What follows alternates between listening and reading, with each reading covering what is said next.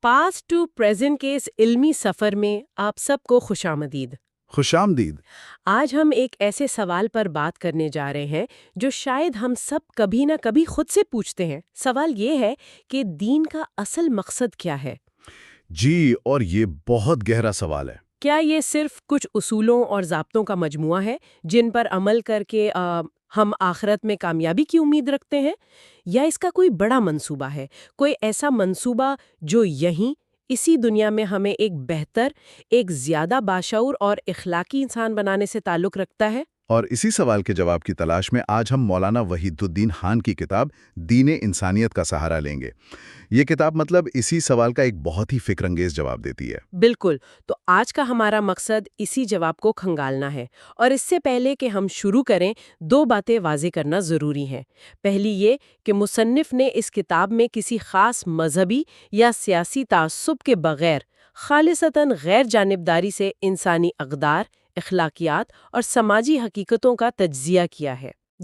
اور دوسری بات یہ کہ یہ آڈیو AI کی مدد سے تیار کی گئی ہے، لہٰذا تلفظ یا دیگر پہلوؤں میں کسی غیر ارادی غلطی کا امکان موجود ہے۔ شکریہ۔ اور ہمارے چینل پاسٹ ٹو پریزنٹ کا مقصد بھی یہی ہے کہ آپ کو تاریخ کے گمشدہ اوراق، فلسفے کی گہرائیوں اور سائنس کے حیرت انگیز کرشموں تک لے جایا جائے۔ تو آج ہم آپ کے لیے کتاب دین انسانیت کے اسی نایاب فکری خزانے سے ایک انتخاب پیش کر رہے ہیں۔ اور ہم اپنے سامعین سے درخواست کریں گے کہ ہمارے چینل کو سبسکرائب کریں، بیل آئیکن دبائیں اور کامنٹس میں اپنی رائے کے ساتھ اپنی پسندیدہ کتاب کا نام بھی ضرور لکھیں۔ یقیناً۔ تو یہ اس سلسلے کا پہلا حصہ ہے۔ آج ہم اس کتاب کے فکری پس منظر اور اس کی جو بنیادی سوچ ہے اس پر بات کریں گے۔ چلے شروع کرتے ہیں۔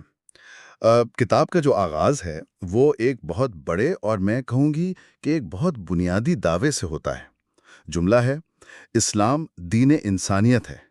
اب یہ سننے میں تو بہت سادہ لگتا ہے، لیکن مصنف جب اس کی تشریح کرتے ہیں تو اس کے معنی کی بہت سی پرتیں کھلتی ہیں۔ جی بالکل، وہ کہتے ہیں کہ یہ کوئی ایسا ضابطہ نہیں جو انسان پر باہر سے مسلط کیا گیا ہو، بلکہ یہ انسان کی اپنی فطرت کی آواز ہے، اس کی اپنی ساخت کی پکار ہے۔ فطرت کی آواز، اس کا کیا مطلب ہے؟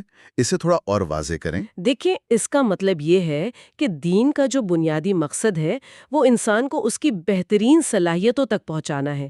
یہ ایک طرح سے کہہ لیں کہ انسان کے لیے گائیڈ بک ہے، یا شاید یوزر مینول کہنا زیادہ بہتر ہوگا۔ یوزر مینول، یہ تو بہت دلچسپ تشبیہ ہے۔ جی، جیسے کسی بہت پیچیدہ مشین کے ساتھ ایک کتابچہ آتا ہے جو بتاتا ہے کہ اسے بہترین طریقے سے کیسے استعمال کیا جائے تاکہ وہ خراب نہ ہو اور اپنی پوری کارکردگی دکھائے۔ صحیح۔ اسی طرح دین انسان کو بتاتا ہے کہ وہ اپنی زندگی، اپنی صلاحیتوں، اپنے جذبات کو بہترین طریقے سے کیسے استعمال کر سکتا ہے۔ تو مصنف کے نزدیک دین کا جو مرکز و محور ہے وہ انسان کی فلاح، اس کی روحانی ترقی اور اس کی اخلاقی بلندی ہے۔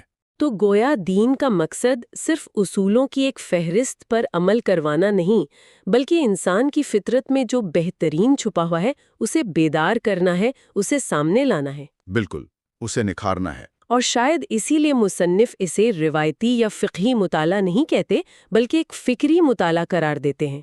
ان دونوں میں کیا فرق ہے؟ یہ فرق سمجھنا بہت بہت اہم ہے۔ دیکھیں، روایتی مطالعہ اکثر عبادات کے ظاہری ڈھانچے، ان کی قانونی تفصیلات، ان پر مرکوز ہوتا ہے۔ جیسے کون سی چیز حلال ہے، کون سی حرام، نماز کیسے پڑھنی ہے، روزہ کیسے رکھنا ہے، یہ سب چیزیں۔ جی بالکل، اور یہ چیزیں اپنی جگہ بہت اہم ہیں، مصنف ان کی اہمیت سے انکار نہیں کر رہے، لیکن فکری مطالعہ ان سے ایک قدم آگے جاتا ہے۔ وہ یہ سوال پوچھتا ہے کہ کیوں؟ ان عبادات کا مقصد کیا ہے؟ یہ انسان کی سوچ پر، اس کے کردار پر، اس کے معاشرتی رویوں پر آخر کیسے اثر انداز ہوتی ہیں؟ اچھا، تو یہ کیسے سے زیادہ کیوں پر توجہ دیتا ہے؟ بالکل، یہ واٹ سے زیادہ وائے پر فوکس کرتا ہے۔ اسی سلسلے میں کتاب دین اور مذہب، ان دو الفاظ کے درمیان بھی ایک بہت واضح فرق بیان کرتی ہے۔ عام طور پر تو ہم انہیں ایک ہی معنی میں استعمال کر لیتے ہیں۔ جی، ہم کرتے ہیں، لیکن مصنف کے نزدیک یہ اس کتاب کے بنیادی تصورات میں سے ایک ہے۔ ان کے مطابق دین وہ آفاقی اور ابدی سچائی ہے جو تمام پیغامبروں نے پیش کی۔ یہ وہ بنیادی اصول ہیں جو انسان کو اس کے بنانے والے سے، کائنات سے اور خود اپنی ذات کے ساتھ ہم آہنگ کرتے ہیں۔ یعنی یہ کوئی ایسی چیز ہے جو انسان کی فطرت میں، اس کی سرشت میں گندی ہوئی ہے؟ بالکل، یہ انسان کی فطرت کا حصہ ہے۔ اگر میں ایک مثال دوں تو دین ایک طرح سے انسانیت کا یونیورسل آپریٹنگ سسٹم ہے۔ واہ، یونیورسل آپریٹنگ سسٹم، یہ تو بہت اچھی مثال ہے۔ جی، یہ وہ بنیادی کوڈ ہے جو ہمیشہ، ہر جگہ، ہر انسان کے لیے کام کرتا ہے۔ جبکہ مذہب، جسے ہم انگریزی میں ریلیجن کہتے ہیں، وہ وقت کے ساتھ ساتھ اس آپریٹنگ سسٹم پر چلنے والی مختلف ایپس یا ایپلیکیشنز کی طرح بن جاتا ہے۔ اچھا، ایپس مطلب یہ کہ یہ ایپس اکثر ثقافتی روایات، انسانی تشریحات، رسومات اور ظاہری ڈھانچوں کی وجہ سے بھاری اور پیچیدہ ہو جاتی ہیں۔ اور پھر ہوتا یہ ہے کہ بعض اوقات لوگ ایپ کے فیچرز میں، اس کے انٹرفیس میں اتنا کھو جاتے ہیں کہ وہ یہ بھول جاتے ہیں کہ اس ایپ کا اصل مقصد تو اس آپریٹنگ سسٹم کو بہتر طریقے سے چلانا تھا۔ واہ، یہ تو پورے تصور کو بہت ہی واضح کر دیتا ہے۔ یعنی لوگ ظاہری چیزوں میں الجھ کر اصل مقصد سے دور ہو جاتے ہیں۔ جی، تو مصنف کا مقصد اسی اصل آپریٹنگ سسٹم کو، یعنی دین کے روح کو دوبارہ دریافت کرنا ہے، نہ کہ صرف ایپ کے فیچرز گنوانا۔ ان کا مقصد دین کی اسی حقیقی آفاقی روح کو تلاش کرنا ہے جو رسمی مذہب کے حدود سے کہیں زیادہ وسیع ہے۔ بہت خوب۔ تو ٹھیک ہے، اگر دین کا فوکس اس یونیورسل آپریٹنگ سسٹم یعنی انسان کی فطرت پر ہے، تو پھر اگلا سوال یہی پیدا ہوتا ہے کہ ان تمام رسومات اور عبادات کا کیا مقصد ہے جو ہم روزمرہ زندگی میں دیکھتے ہیں؟ نماز، روزہ، حج، بہت سے لوگوں کے لیے تو یہی دین کا سب کچھ ہے۔ یہ بہت اہم سوال ہے، اور یہاں مصنف ایک اور بڑا خیال پیش کرتے ہیں۔ وہ کہتے ہیں کہ یہ عبادات اصل مقصد نہیں ہے، بلکہ یہ اس اصل مقصد تک پہنچنے کا ذریعہ ہے۔ ذریعہ؟ جی، ذریعہ۔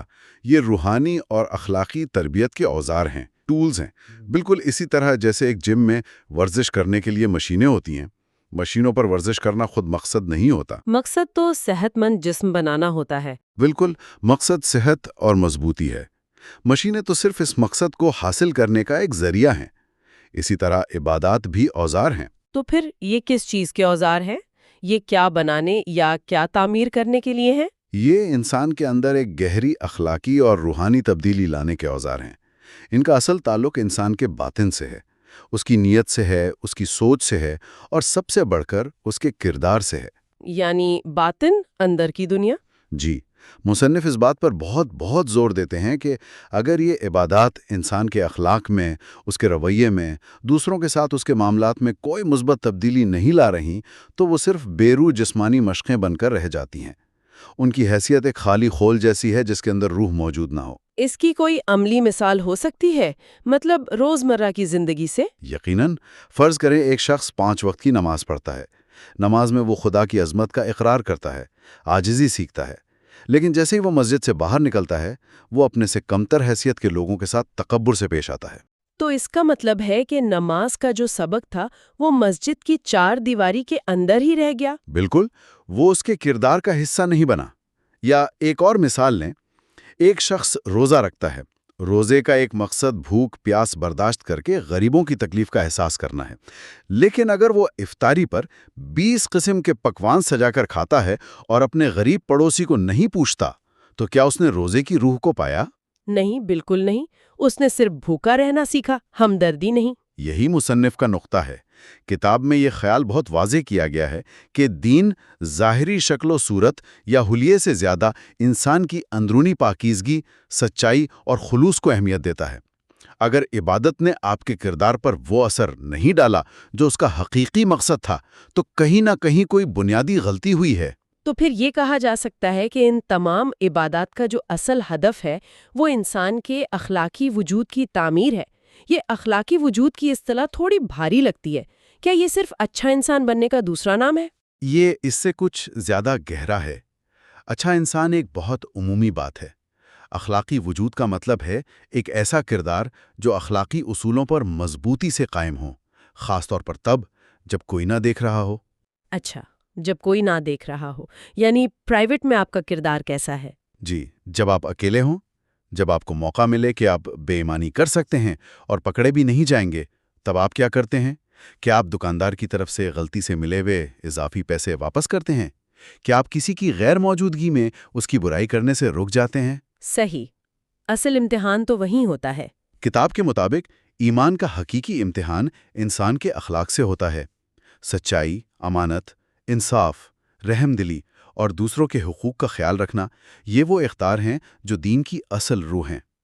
تمام عبادات اور رسومات دراصل انہی اقدار کو انسان کی شخصیت میں، اس کی ڈی این اے میں مضبوط کرنے اور پروان چڑھانے کے لیے ہیں۔ لیکن ایک عام خیال یہ بھی تو ہے کہ اگر کوئی شخص تمام مذہبی فرائض پورے کر رہا ہے تو اس کا اخلاق خود بخود ٹھیک ہو جائے گا۔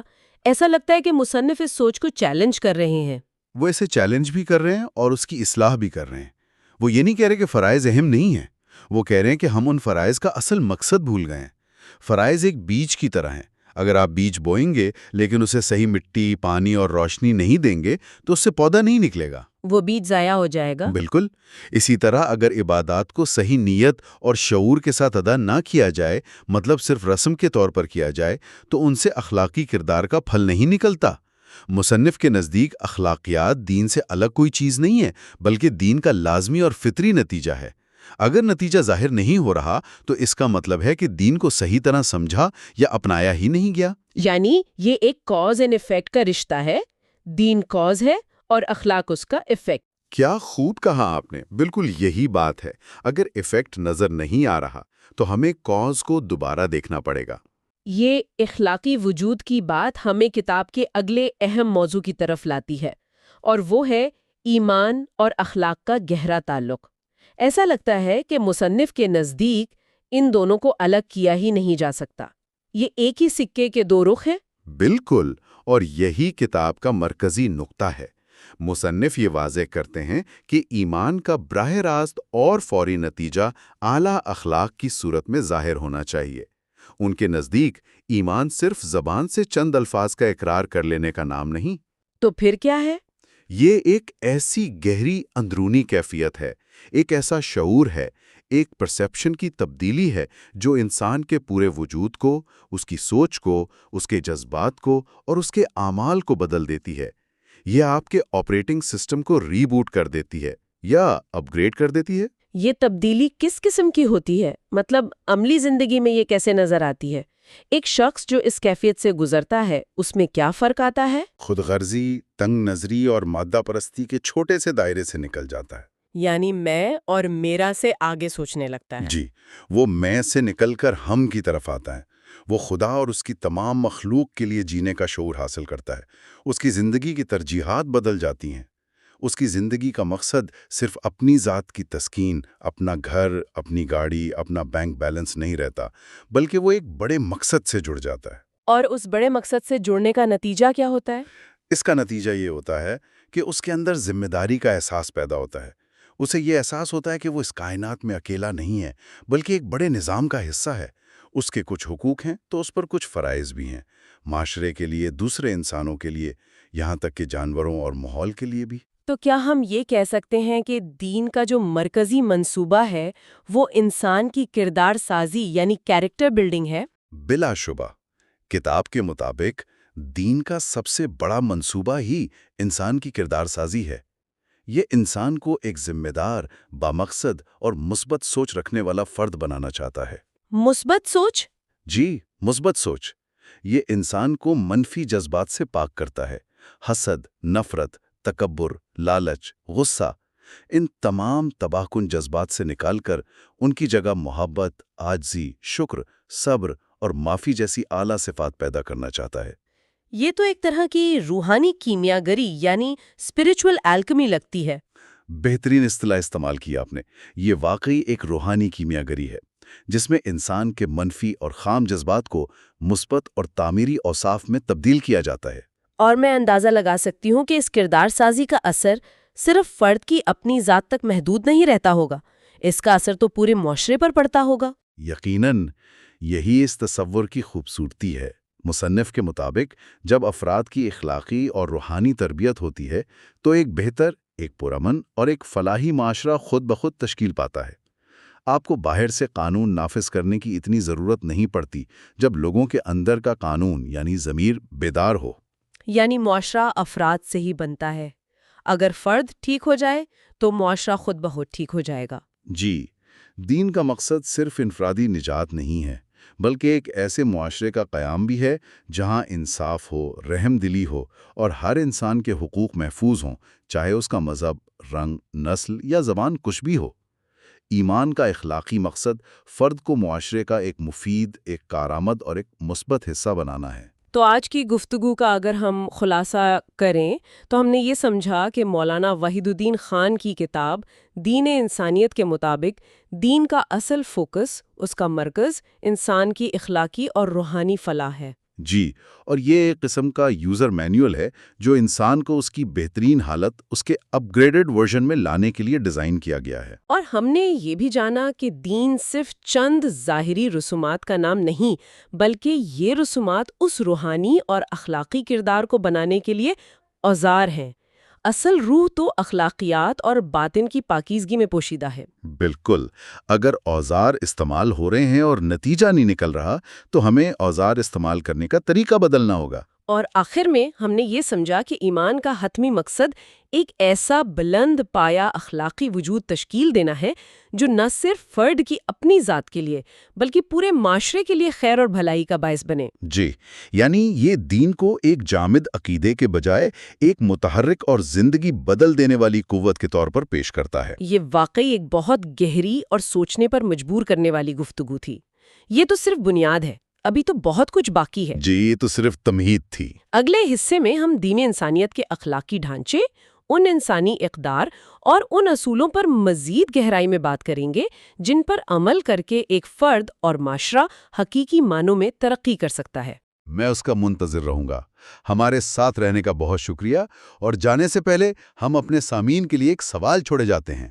اگر آپ کے ایمان کا اصل امتحان روزمرہ زندگی میں آپ کا کردار ہے، تو آپ کے خیال میں وہ کون سی ایک صورتحال ہے جو آپ کے اخلاق کا سب سے بڑا امتحان لیتی ہے؟ اس پہ سوچئے گا۔ ملتے ہیں اگلی بار۔ پچھلی بار ہم نے مولانا وحید الدین خان کی کتاب دین انسانیت کے بنیادی تصور پر بات شروع کی تھی۔ آج ہم اسی گفتگو کو آگے بڑھا رہے ہیں۔ جی بالکل۔ اور آج ہم اس نظریے کی اخلاقی جڑوں کو کھوجنے کی کوشش کریں گے۔ اور یہ بہت اہم موضوع ہے۔ جی، تو آج کا سوال یہ ہے کہ آخر وہ کون سی بنیادیں ہیں جن پر مصنف نے اس نظریے کی پوری عمارت کھڑی کی ہے؟ بالکل۔ ہمارے پاس کتاب کے 3 اہم ابواب ہیں جو اس کی اخلاقی اساس کو، یعنی اس کی بنیاد کو واضح کرتے ہیں۔ پہلا، مذہب کا اصل مرکز اخلاقیات ہے۔ جی۔ دوسرا، فرد کی اپنی اخلاقی ذمہ داری کیا ہے، اور تیسرا، انسانی وقار کا تصور۔ تو آئیے اس گہرائی میں اترتے ہیں۔ بالکل، اور گفتگو شروع کرنے سے پہلے یہ سمجھنا ضروری ہے کہ ہم یہاں مصنف کے پیش کردہ خیالات کو غیر جانبداری سے دیکھ رہے ہیں۔ ہمارا مقصد ان کے فکری ڈھانچے کو سمجھنا ہے، جیسا کہ انہوں نے اپنی کتاب میں پیش کیا ہے۔ صحیح۔ وہ مذہب کو ایک جامد عقیدے کے بجائے ایک طرح سے ایک متحرک اخلاقی قوت کے طور پر دیکھتے ہیں، اور آج کی ہماری ساری گفتگو اسی مرکزی خیال کے گرد گھومے گی۔ بہت خوب، تو چلے پہلے باب سے ہی شروع کرتے ہیں۔ مصنف کا سب سے پہلا اور بنیادی نقطہ یہ ہے کہ مذہب کا اصل مقصد انسان کے اندر اخلاقیات پیدا کرنا ہے، جی۔ نہ کہ صرف کچھ ظاہری رسومات کی پابندی کروانا۔ یہ ایک بہت بڑی تفریق ہے نا، جو وہ شروع میں ہی قائم کر دیتے ہیں۔ جی، اور یہ تفریق کوئی معمولی نہیں ہے۔ مصنف اس بات پر بہت زور دیتے ہیں کہ اخلاقیات مذہب کا کوئی اختیاری حصہ نہیں ہے۔ اختیاری حصہ نہیں؟ یعنی ایسا نہیں ہے کہ اگر عمل کر لیا تو اچھا، نہ کیا تو بھی چلے گا۔ ان کے نزدیک یہ مذہب کی روح ہے، اس کا حتمی مقصد ہے۔ اچھا۔ کتاب میں وہ اسلام کو دین انسانیت کے طور پر اسی لیے پیش کرتے ہیں کیونکہ ان کے خیال میں اس کا جوہر، اس کا اصل کام انسان کو ایک اعلیٰ اخلاقی وجود میں بدلنا ہے۔ یہ تو ایک بہت بڑا دعویٰ ہے۔ جی ہے۔ اس کا مطلب تو یہ ہوا کہ اگر کوئی شخص تمام مذہبی رسومات پر پابندی سے عمل کرتا ہے لیکن اس کا رویہ دوسروں کے ساتھ ٹھیک نہیں، اس کے کردار میں سچائی اور دیانتداری نہیں، تو مصنف کے نزدیک وہ مذہب کے اصل مقصد ہی سے بھٹک گیا ہے۔ یہ بات روایتی مذہبی سوچ سے کافی مختلف لگتی ہے۔ آپ نے بالکل صحیح پکڑا۔ مصنف کا استدلال یہی ہے کہ الہامی ہدایت کا مقصد ایک ایسا انسان تیار کرنا ہے جس کی شخصیت کی بنیاد اخلاقی اصولوں پر ہو۔ ٹھیک۔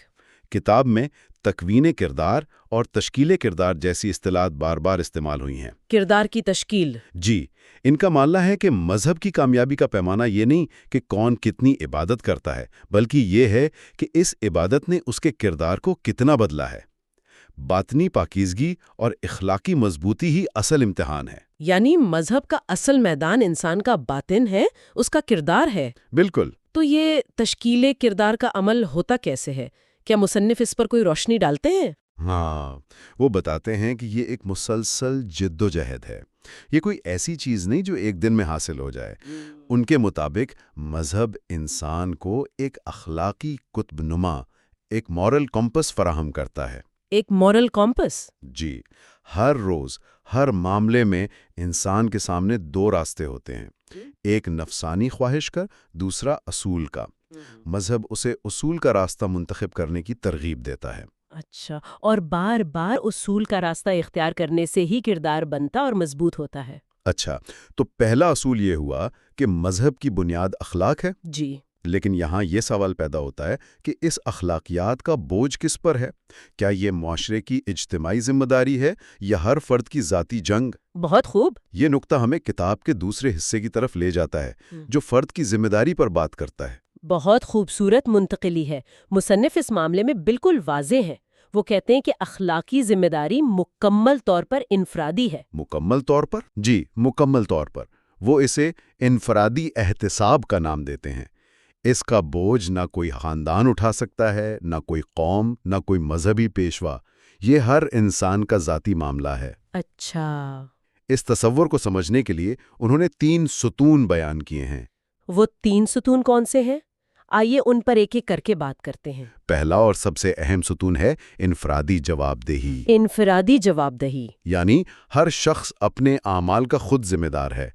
کتاب میں اسے ایک ذاتی معاہدے سے تشبیہ دی گئی ہے جو ہر فرد کا اپنے خالق کے ساتھ ہے۔ آپ اپنی ذمہ داری کسی دوسرے پر نہیں ڈال سکتے۔ یعنی یہ کہنا کہ معاشرہ خراب تھا یا حالات نے مجبور کیا۔ مصنف کے نزدیک یہ ذمہ داری سے فرار کے بہانے ہیں۔ لیکن کئی مفکرین یہ بھی تو کہتے ہیں کہ فرد حالات کا غلام ہوتا ہے۔ جی، یہ ایک اہم نکتہ ہے۔ اگر معاشرتی نظام ہی ناانصافی پر مبنی ہو تو ایک اکیلا فرد اخلاقی طور پر کیسے مضبوط رہ سکتا ہے؟ کیا مصنف اس بیرونی دباؤ پر بھی کوئی روشنی ڈالتے ہیں؟ بہت اہم سوال ہے۔ مصنف بیرونی دباؤ کے وجود سے انکار نہیں کرتے، لیکن ان کا زور اس بات پر ہے کہ حتمی فیصلہ فرد کا اپنا ہوتا ہے۔ اچھا، یعنی آخر میں انتخاب فرد کا اپنا ہے۔ جی، وہ مانتے ہیں کہ حالات مشکل ہو سکتے ہیں، بہت مشکل ہو سکتے ہیں، لیکن انسان کے پاس ہمیشہ انتخاب کی طاقت موجود رہتی ہے۔ ٹھیک ہے۔ اور یہی نقطہ ہمیں دوسرے ستون کی طرف لے جاتا ہے، جو ہے شعوری انتخاب۔ شعوری انتخاب یعنی کانشس چوائس۔ جی، اچھے اور برے میں سے کسی ایک کو جان بوجھ کر چننا۔ بالکل۔ مصنف کے مطابق اخلاقیات جبر کا نام نہیں ہے۔ اگر آپ کو نیکی کرنے پر مجبور کیا جائے تو اس کی کوئی اخلاقی قدر نہیں رہتی۔ صحیح بات ہے۔ اصل قدر اس انتخاب میں ہے جو انسان آزادی سے کرتا ہے۔ جب آپ کے پاس غلط کام کرنے کا پورا موقع ہو لیکن آپ شعوری طور پر صحیح راستے کا انتخاب کریں، تبھی وہ عمل اخلاقی کہلاتا ہے۔ اچھا، اسی لیے انسان کو ارادے کی آزادی دی گئی ہے تاکہ اس کی اخلاقی آزمائش ہو سکے۔ یعنی اختیار کے بغیر ذمہ داری کا تصور ہی بے معنی ہو جاتا ہے۔ بالکل۔ اور تیسرا ستون ضبط نفس ہے۔ اس کی کیا اہمیت ہے؟ ضبط نفس یعنی سیلف کنٹرول کو مصنف اخلاقی ذمہ داری کا عملی میدان قرار دیتے ہیں۔ عملی میدان؟ جی، اس کا مطلب صرف غصے پر قابو پانا نہیں ہے۔ مصنف اسے بہت وسیع معنوں میں دیکھتے ہیں۔ مثال کے طور پر سوشل میڈیا پر کسی کی بات سے اختلاف ہونے پر فوراً ایک تلخ تبصرہ لکھنے کی شدید خواہش پر قابو پانا۔ ہاں، یہ تو آج کل بہت عام ہے۔ یا بازار میں کوئی ایسی چیز خریدنے کی خواہش کو روکنا جس کی آپ کو ضرورت نہیں۔ ان کے نزدیک یہ چھوٹی چھوٹی روزمرہ کی جنگیں ہی دراصل کردار کی تعمیر کرتی ہیں۔ اس کا مطلب یہ ہوا کہ فرد کی اخلاقی اصلاح ہی معاشرتی اصلاح کی بنیاد ہے۔ جی، مصنف کی توجہ اجتماعی تحریکوں کے بجائے فرد کی ذات پر مرکوز نظر آتی ہے۔ جی، ان کا نظریہ یہی ہے۔ وہ کہتے ہیں کہ معاشرہ افراد کا ہی مجموعہ ہے۔ صحیح۔ اگر اینٹیں کمزور ہوں تو عمارت مضبوط نہیں ہو سکتی۔ جب افراد انفرادی سطح پر اپنی ذمہ داریوں کو سمجھیں گے اور ضبط نفس سے کام لیں گے تو ایک صحت مند اور پرامن معاشرہ خود بخود وجود میں آ جائے گا۔ اچھا۔ ان کے نزدیک اجتماعی تبدیلی کا آغاز ہمیشہ فرد کی ذات سے ہوتا ہے۔ واہ، یہ تو ایک مکمل فریم ورک لگ رہا ہے۔ یعنی آپ کہہ رہے ہیں کہ مصنف کے نزدیک ایک بہتر دنیا کا راستہ اجتماعی نعروں سے نہیں بلکہ ہر شخص کے اپنے اندر سے اس کے ذاتی فیصلوں سے شروع ہوتا ہے۔ بالکل۔ یہ بے وقت بہت سادہ اور بہت مشکل بات ہے۔ جی ہاں۔ یہ ذمہ داری ہمیں سیدھا تیسرے باب کی طرف لے جاتی ہے۔ جب ایک فرد اخلاقی طور پر ذمہ دار ہو جاتا ہے تو وہ دوسروں کو کیسے دیکھتا ہے؟ یہاں انسانی وقار کا تصور سامنے آتا ہے۔ جی، یہ ایک منطقی اگلا قدم ہے۔ مصنف انسانی وقار، جسے وہ تکریم انسانی اور شرف انسانی بھی کہتے ہیں، کو ایک عالمگیر اور غیر مشروط اصول کے طور پر بیان کرتے ہیں۔ عالمگیر اور غیر مشروط؟ جی، اس کے دو پہلو سمجھنا بہت ضروری ہے۔ پہلا ہے آفاقیت، یعنی یونیورسلٹی۔ آفاقیت سے کیا مراد ہے؟ اس کا مطلب یہ ہے کہ انسانی وقار تمام انسانوں کے لیے یکساں ہیں۔ اس کا تعلق کسی خاص نسل، مذہب، قوم، زبان یا سماجی حیثیت سے نہیں ہے۔ اچھا۔ یہ ہر اس شخص کا حق ہے جو انسان ہے۔ یہ کسی ایک گروہ کی میراث نہیں بلکہ پوری انسانیت کا مشترکہ ورثہ ہے۔ اور دوسرا پہلو غیر مشروط ہونا، یہ تصور سمجھنا تھوڑا مشکل ہے۔ اس سے کیا مراد ہے؟ غیر مشروط یعنی انکنڈیشنل ہونے کا مطلب یہ ہے کہ یہ وقار انسان کی پیدائشی حیثیت کا حصہ ہے۔ پیدائشی حیثیت کا حصہ؟ جی، اسے کمایا نہیں جاتا اور نہ ہی کسی کے عمل، عقیدے یا رویے کی بنیاد پر اس میں کمی آتی ہے۔ کتاب کے مطابق یہ وقار صرف انسان ہونے کی وجہ سے ہر انسان کو حاصل ہے۔ اچھا۔ یہ کوئی ڈگری یا عہدہ نہیں ہے جو آپ سے چھینا جا سکے۔ یہ ایک فطری اور ناقابل تنسیخ حق ہے۔ یہ ایک بہت طاقتور لیکن چیلنجنگ تصور ہے۔ جی۔ کیا اس کا مطلب یہ ہے کہ ایک قاتل یا ایک ظالم شخص کا وقار بھی اتنا ہی ہے جتنا کسی ولی یا نیک انسان کا؟ مصنف اس تضاد کو کیسے حل کرتے ہیں؟ یہ وہ سوال ہے جو اس تصور کی گہرائی کو کھولتا ہے۔ مصنف کے نزدیک انسان کے وجود اور اس کے عمل میں فرق ہے۔ وجود اور عمل میں فرق؟ جی، انسانی وقار کا تعلق اس کے وجود سے ہے، اس حقیقت سے کہ وہ ایک انسان ہے۔ اس کے اعمال اچھے یا برے ہو سکتے ہیں اور ان اعمال پر اسے سزا یا جزا ملے گی، قانون اس پر لاگو ہوگا، لیکن اس سے اس کی بنیادی انسانی حیثیت ختم نہیں ہو جاتی۔ اچھا۔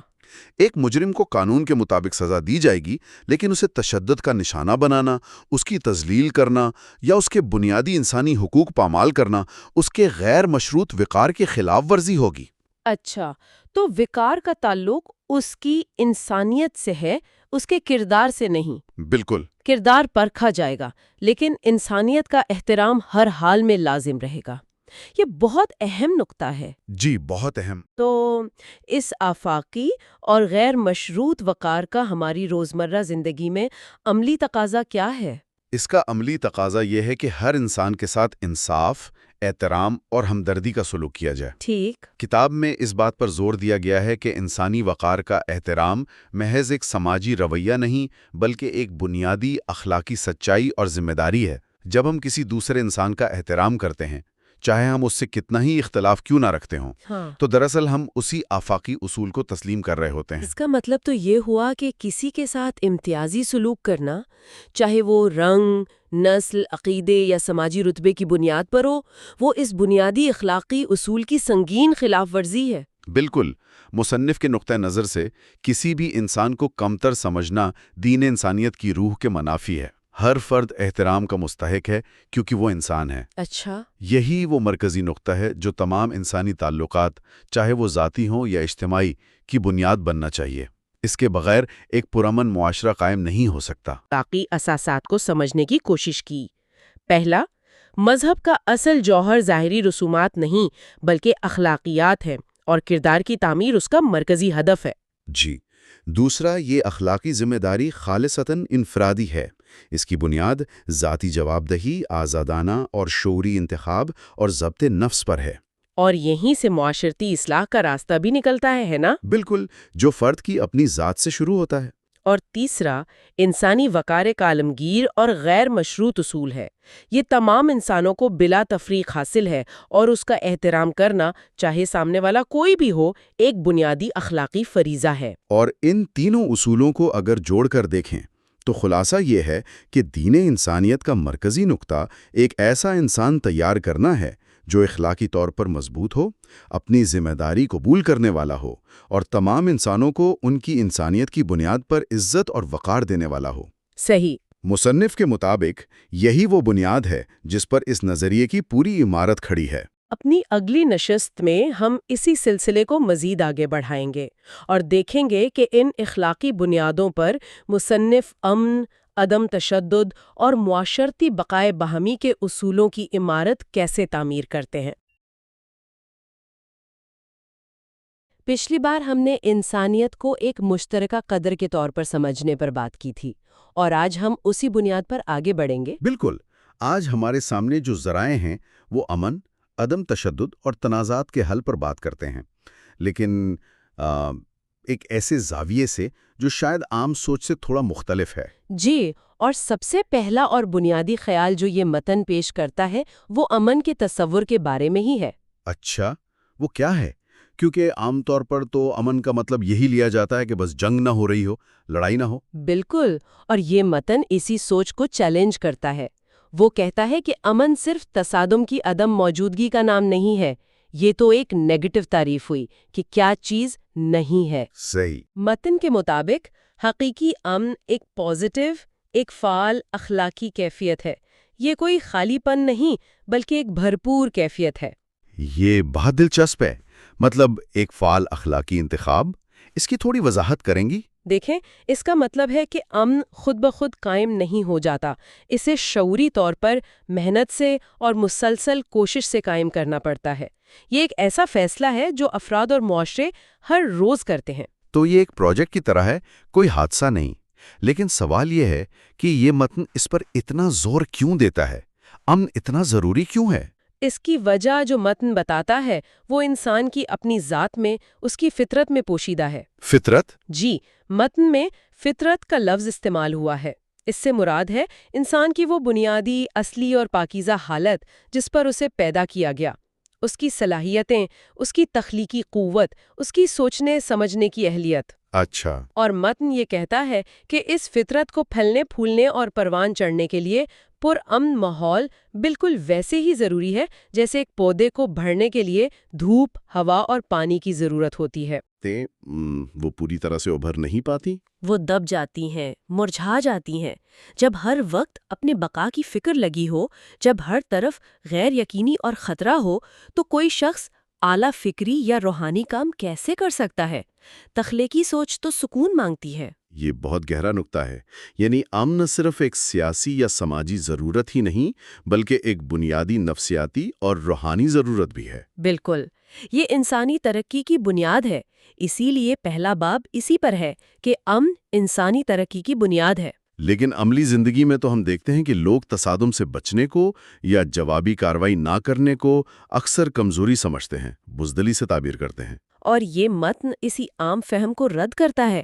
وہ کہتا ہے کہ تصادم سے گریز اگر حکمت اور کسی بڑے مقصد کے لیے ہو تو یہ کمزوری ہرگز نہیں بلکہ یہ اعلیٰ ترین ذہانت اور اخلاقی قوت کی علامت ہے۔ یہ طاقت کیسے ہوئی؟ یہ اس لیے طاقت ہے کہ آپ وقتی اشتعال پر قابو پا رہے ہیں، آپ فوری جذبات کے غلام بننے کے بجائے طویل مدتی نتائج کو دیکھ رہے ہیں۔ یہ سمجھنا کہ ایک لمحے کا غصہ برسوں کی محنت پر پانی پھیر سکتا ہے، یہ خود ایک بہت بڑی طاقت ہے۔ تو یہ ہمیں تشدد اور عدم تشدد کے طویل مدتی سماجی نتائج کی طرف لے آتا ہے۔ جی، متن اس بارے میں کیا کہتا ہے کہ پرتشدد طریقوں سے شاید وقتی طور پر کچھ حاصل ہو جائے، کوئی بحث جیت لی جائے، لیکن لمبے عرصے میں اس کا معاشرے پر کیا اثر ہوتا ہے؟ طویل مدتی اثرات متن کے مطابق ہمیشہ تباہ کن ہوتے ہیں۔ ذرائع یہ دلیل دیتے ہیں کہ پرتشدد طریقے انتقام کے ایک نہ ختم ہونے والے سلسلے کو جنم دیتے ہیں۔ ایک سائیکل آف ریونج جسے کہتے ہیں۔ بالکل، ایک سائیکل آف ریونج۔ آج کا فاتح کل کا مقتول بن سکتا ہے، اور یہ چکر نسلوں تک چلتا رہتا ہے۔ یہ معاشروں کو اندر سے کھوکھلا کر دیتا ہے، ان کی ساری توانائی ایک دوسرے کو نیچا دکھانے میں صرف ہو جاتی ہے۔ اور اس کے برعکس وہ معاشرہ جو عدم تشدد کے اصولوں پر قائم ہو۔ متن میں اس کے لیے معاشرے کی اصطلاح استعمال ہوئی ہے۔ ایک ایسا معاشرہ جو عدم تشدد کو اپنی بنیاد بناتا ہے، وہ اپنی تمام تر توانائی اور وسائل کو تخریب کے بجائے تعمیر پر لگاتا ہے۔ یعنی ترقی، تخلیق اور خوشحالی پر۔ جی، جب ذہن جنگ، دفاع اور ایک دوسرے سے خوف میں نہیں الجھے ہوتے تو وہ علم، فن، سائنس اور ایجادات کی طرف راغب ہوتے ہیں۔ ایسے معاشرے میں اعتماد پنپتا ہے، اعتماد سے تعاون جنم لیتا ہے، اور اسی تعاون سے انسانیت کی بڑی کامیابیاں ممکن ہوتی ہیں۔ تو متن کے مطابق امن صرف ایک خوبصورت خواب نہیں، بلکہ انسانی تہذیب کی بقا اور ترقی کے لیے ایک ٹھوس اور عملی ضرورت ہے۔ یہی اس کا بنیادی مقدمہ ہے۔ اچھا، یہاں سے ہماری گفتگو ایک اور بہت ہی دلچسپ موڑ لیتی ہے۔ اگر امن منزل ہے تو اس تک پہنچنے کا راستہ کیا ہے؟ اور وہ راستہ ہے عدم تشدد کا۔ جی، اور ذرائع عدم تشدد کے تصور کو ایک بہت ہی منفرد انداز میں پیش کرتے ہیں۔ یہ محض تشدد نہ کرنے سے کہیں زیادہ کچھ ہے۔ یہ نہیں کہ آپ کچھ کر نہیں سکتے اس لیے خاموش ہیں۔ تو پھر یہ کیا ہے؟ یہ ایک انتہائی فعال اور شعوری نظم و ضبط ہے۔ یہ خود پر قابو پانے کا، اپنے اندر کی حیوانی جبلتوں پر کنٹرول کرنے کا عمل ہے۔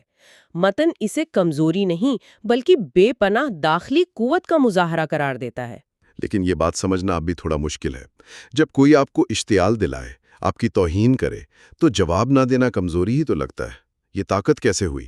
اسے اس طرح سمجھیں کہ متن غصے اور فوری پرتشدد رد عمل کو، جس کے لیے غضب یا تشدد جیسے الفاظ آئے ہیں، ایک آسان تقریباً خودکار رد عمل کہتا ہے۔ ایک نی جرک ری ایکشن۔ جی بالکل، یہ ایک طرح سے فکری شکست ہے۔ اس کا مطلب ہے کہ آپ کے پاس دلیل، صبر یا برداشت ختم ہو گئی تو آپ جسمانی طاقت یا سخت الفاظ کا سہارا لے رہے ہیں۔ اچھا، اس کے برعکس اشتعال انگیزی کے باوجود پرسکون رہنا، سوچ سمجھ کر جواب دینا یا حکمت کے تحت نظر انداز کر دینا، یہ ظاہر کرتا ہے کہ صورتحال آپ کے کنٹرول میں ہے، آپ صورتحال کے کنٹرول میں نہیں۔ یہ فکری برتری کی علامت ہے۔ بالکل، یہ اپنے جذبات کا غلام بننے کے بجائے ان کا مالک بننے کا فن ہے، اور یہ کہیں زیادہ مشکل کام ہے۔ اس کے لیے بہت زیادہ داخلی قوت کی ضرورت ہوتی ہے۔ یعنی اصل طاقت بیرونی حملے کا جواب دینا نہیں، بلکہ اپنے اندرونی جذبات کے حملے کو روکنا ہے۔ یہی اس کا فلسفہ ہے۔ لیکن یہ اندرونی طاقت آتی کہاں سے ہے؟ کیا متن اس بارے میں کوئی رہنمائی کرتا ہے کہ یہ صلاحیت، یہ نظم و ضبط پیدا کیسے کیا جائے؟ جی، اس میں دو چیزوں پر بہت زیادہ زور دیا گیا ہے۔ ایک ہے حکمت اور دوسری ہے صبر۔ حکمت اور صبر۔ حکمت یعنی حکمہ کا مطلب ہے چیزوں کی حقیقت اور ان کے انجام کو سمجھنا، بڑی تصویر دیکھنا۔ جب انسان حکمت سے یہ جان لیتا ہے کہ تشدد کا انجام ہمیشہ تباہی ہے، چاہے وقتی طور پر فتح کا احساس ہی کیوں نہ ہو، تو وہ اس راستے سے خود بچتا ہے۔ وہ شارٹ ٹرم گین کے بجائے لانگ ٹرم نتائج کو دیکھتا ہے۔ جی، اور صبر یعنی صبر کا مطلب ہے مشکل حالات میں ثابت قدم رہنا، اپنے اصولوں پر قائم رہنا اور جلد بازی میں کوئی جذباتی فیصلہ نہ کرنا۔ یہ ایک ٹھہراؤ کا نام ہے۔ تو یہ طاقت ایک اعلیٰ اخلاقی اور فکری سمجھ بوجھ سے آتی ہے۔ اسی سے آتی ہے۔ یہ کوئی مسٹیکل چیز نہیں ہے، بلکہ یہ گہری سوچ اور سمجھ کا نتیجہ ہے۔ یہ سب سننے میں بہت متاثر کن ہے۔ صبر کرو، خود پر قابو رکھو، حکمت سے کام لو، لیکن زندگی اتنی سیدھی نہیں ہوتی۔ بالکل نہیں۔ ہر روز ہمیں اختلافات کا سامنا کرنا پڑتا ہے، چھوٹے بڑے جھگڑے ہوتے ہیں۔ تو کیا ہوگا جب تنازع ناگزیر ہو جائے، جب جھگڑا ہونا طے ہو؟ کیا یہ ساری فلسفی اس وقت ناکام ہو جاتی ہے؟ دلچسپ بات یہ ہے کہ متن اس حقیقت سے آنکھیں نہیں چراتا۔ وہ بہت حقیقت پسند ہے۔ وہ مانتا ہے کہ تنازعات ہوں گے، اور پھر وہ بتاتا ہے کہ ان سے نمٹنے کا حکیمانہ طریقہ کیا ہے۔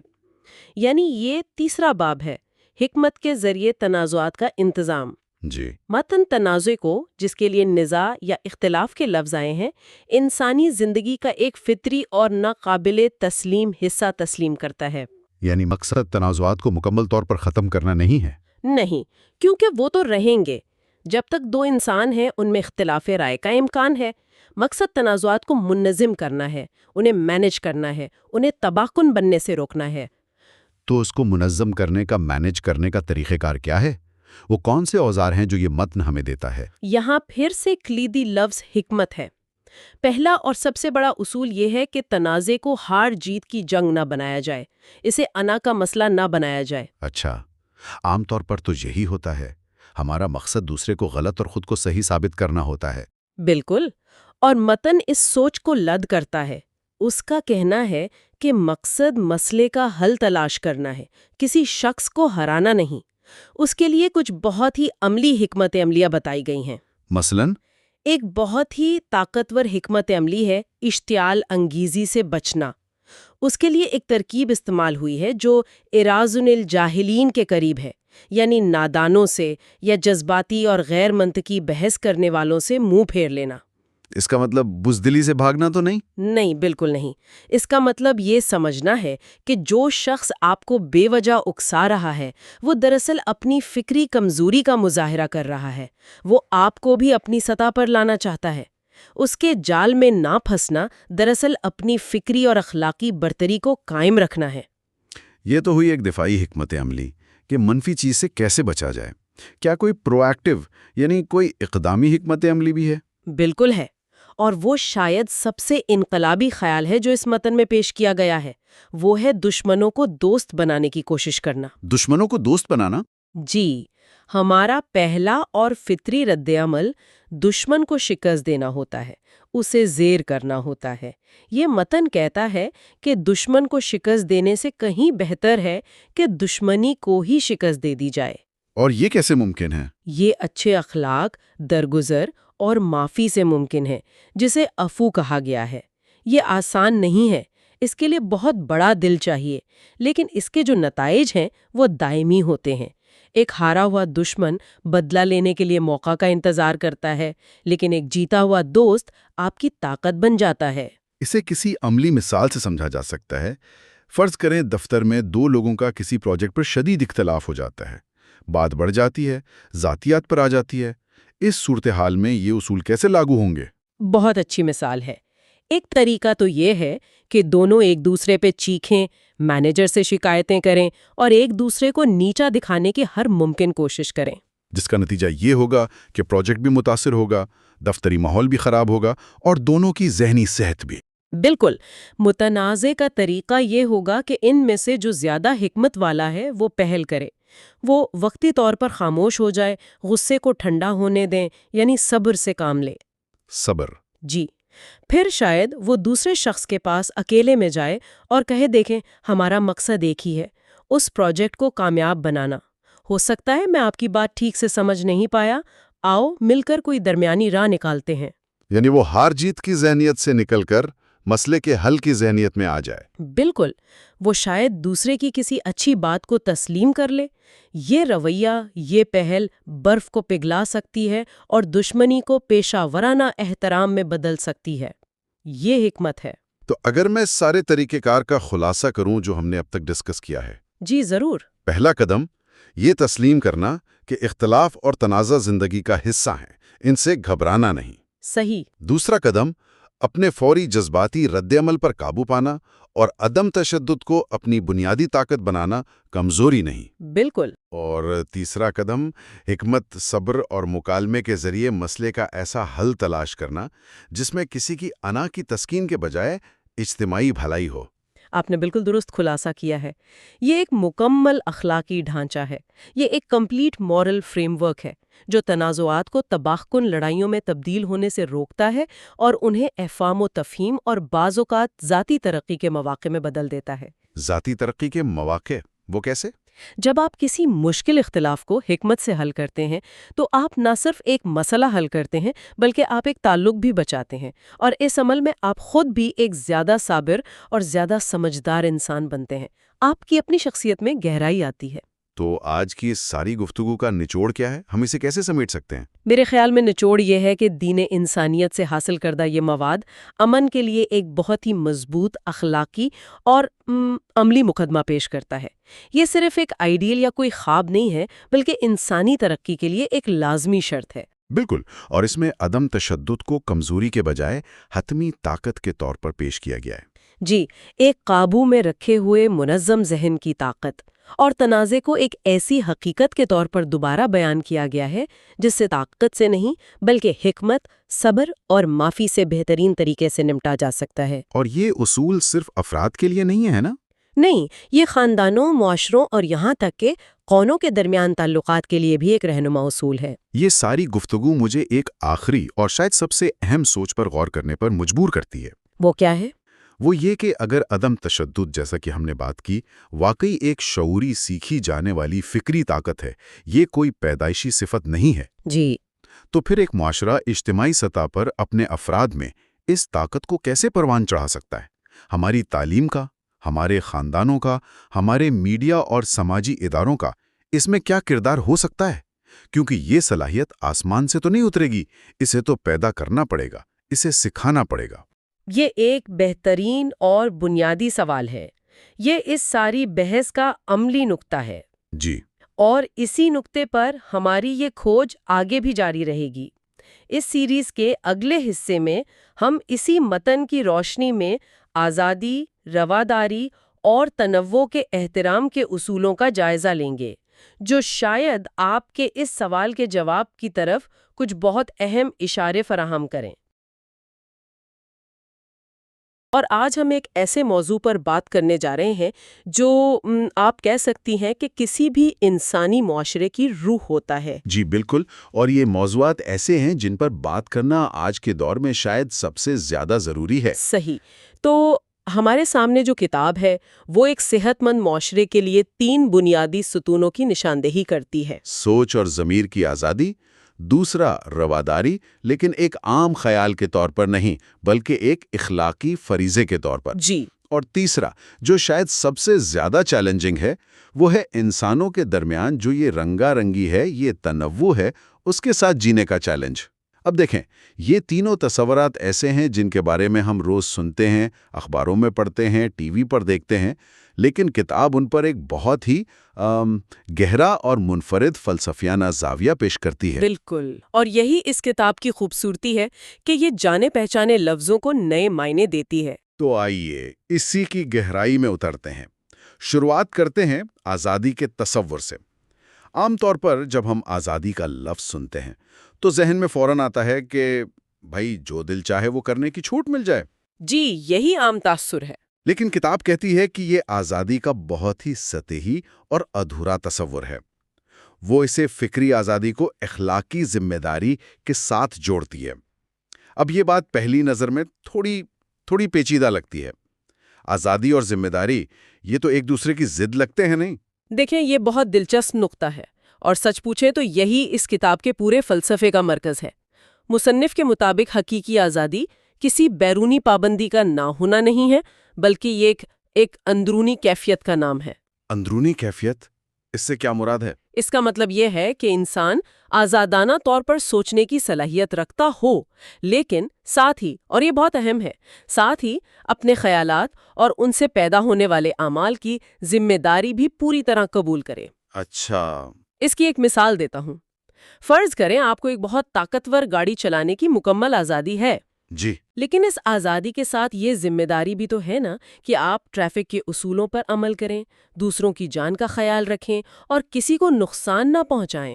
بالکل، ورنہ تو افراتفری پھیل جائے گی۔ بالکل، اگر آپ یہ ذمہ داری قبول نہیں کرتے تو آپ کی وہ آزادی آپ کے لیے اور پورے معاشرے کے لیے تباہی کا باعث بن سکتی ہے۔ تو آزادی طاقت ہے اور ذمہ داری اس طاقت کو صحیح سمت میں رکھنے والا اصول ہے۔ واہ، بہت اچھی مثال ہے۔ تو اس کا مطلب یہ ہوا کہ اصل آزادی کا تعلق ہمارے باہر کی دنیا سے کم اور ہمارے اندر کی دنیا ہمارے ضمیر سے زیادہ ہے۔ کتاب اس پر کیا کہتی ہے؟ آپ نے بالکل صحیح پکڑا ہے۔ کتاب اس آزادی کو براہ راست ضمیر سے جوڑتی ہے۔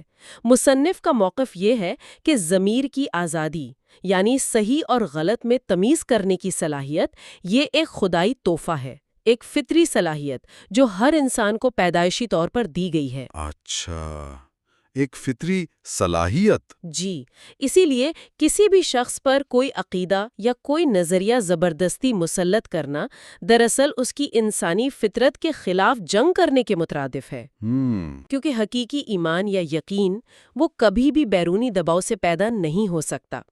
وہ ہمیشہ انسان کے اپنے دل اور دماغ کی آزادانہ تسلی اور اطمینان سے ہی جنم لیتا ہے۔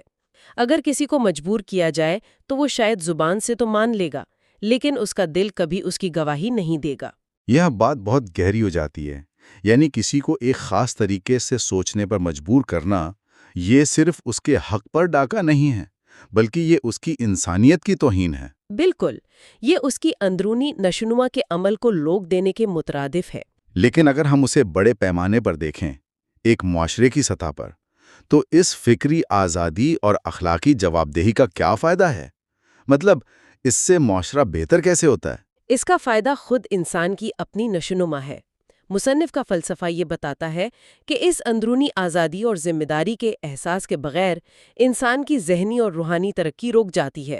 وہ ایک روبوٹ کی طرح بن جاتا ہے جو صرف حکم پر عمل کرتا ہے، خود کچھ سوچتا یا محسوس نہیں کرتا۔ صحیح۔ تو یہاں مقصد صرف کسی چیز سے آزادی حاصل کرنا نہیں ہے، جیسے غلامی سے آزادی، بلکہ کسی اعلیٰ مقصد کے لیے آزاد ہونا ہے۔ اور وہ اعلیٰ مقصد کیا ہے؟ وہ اعلیٰ مقصد ہے سچائی کی تلاش، اچھائی اور برائی میں تمیز کرنے کی صلاحیت کو استعمال کرنا، اور پھر اپنے ضمیر کے مطابق ایک بامعنی اور بامقصد زندگی گزارنا۔ یہ ہے آزادی کا حقیقی مفہوم جو کتاب پیش کرتی ہے۔ بہت خوب۔ اچھا، اگر یہ مان لیا جائے کہ ہر انسان کو اپنے ضمیر کے مطابق سوچنے اور جینے کی مکمل آزادی ہے، تو اس کا ایک لازمی اور قدرتی نتیجہ تو یہ نکلے گا کہ معاشرے میں ہر کوئی ایک جیسا نہیں سوچے گا۔ یقیناً۔ لوگوں کے نظریات، ان کے عقائد، ان کے زندگی گزارنے کے طریقے، یہ سب ایک دوسرے سے بہت مختلف ہوں گے، اور جہاں اتنا زیادہ اختلاف ہوگا وہاں ٹکراؤ اور فساد کا خطرہ تو ہر وقت موجود رہے گا نا۔ تو کتاب اس چیلنج سے کیسے نمٹتی ہے؟ آپ نے بالکل صحیح نبض پر ہاتھ رکھا ہے، اور یہی وہ مقام ہے جہاں کتاب اپنا دوسرا بنیادی ستون پیش کرتی ہے، رواداری۔ جی، لیکن یہاں بھی کتاب رواداری کی جو روایتی تعریف ہے اس سے ہٹ کر ایک بہت گہری بات کرتی ہے۔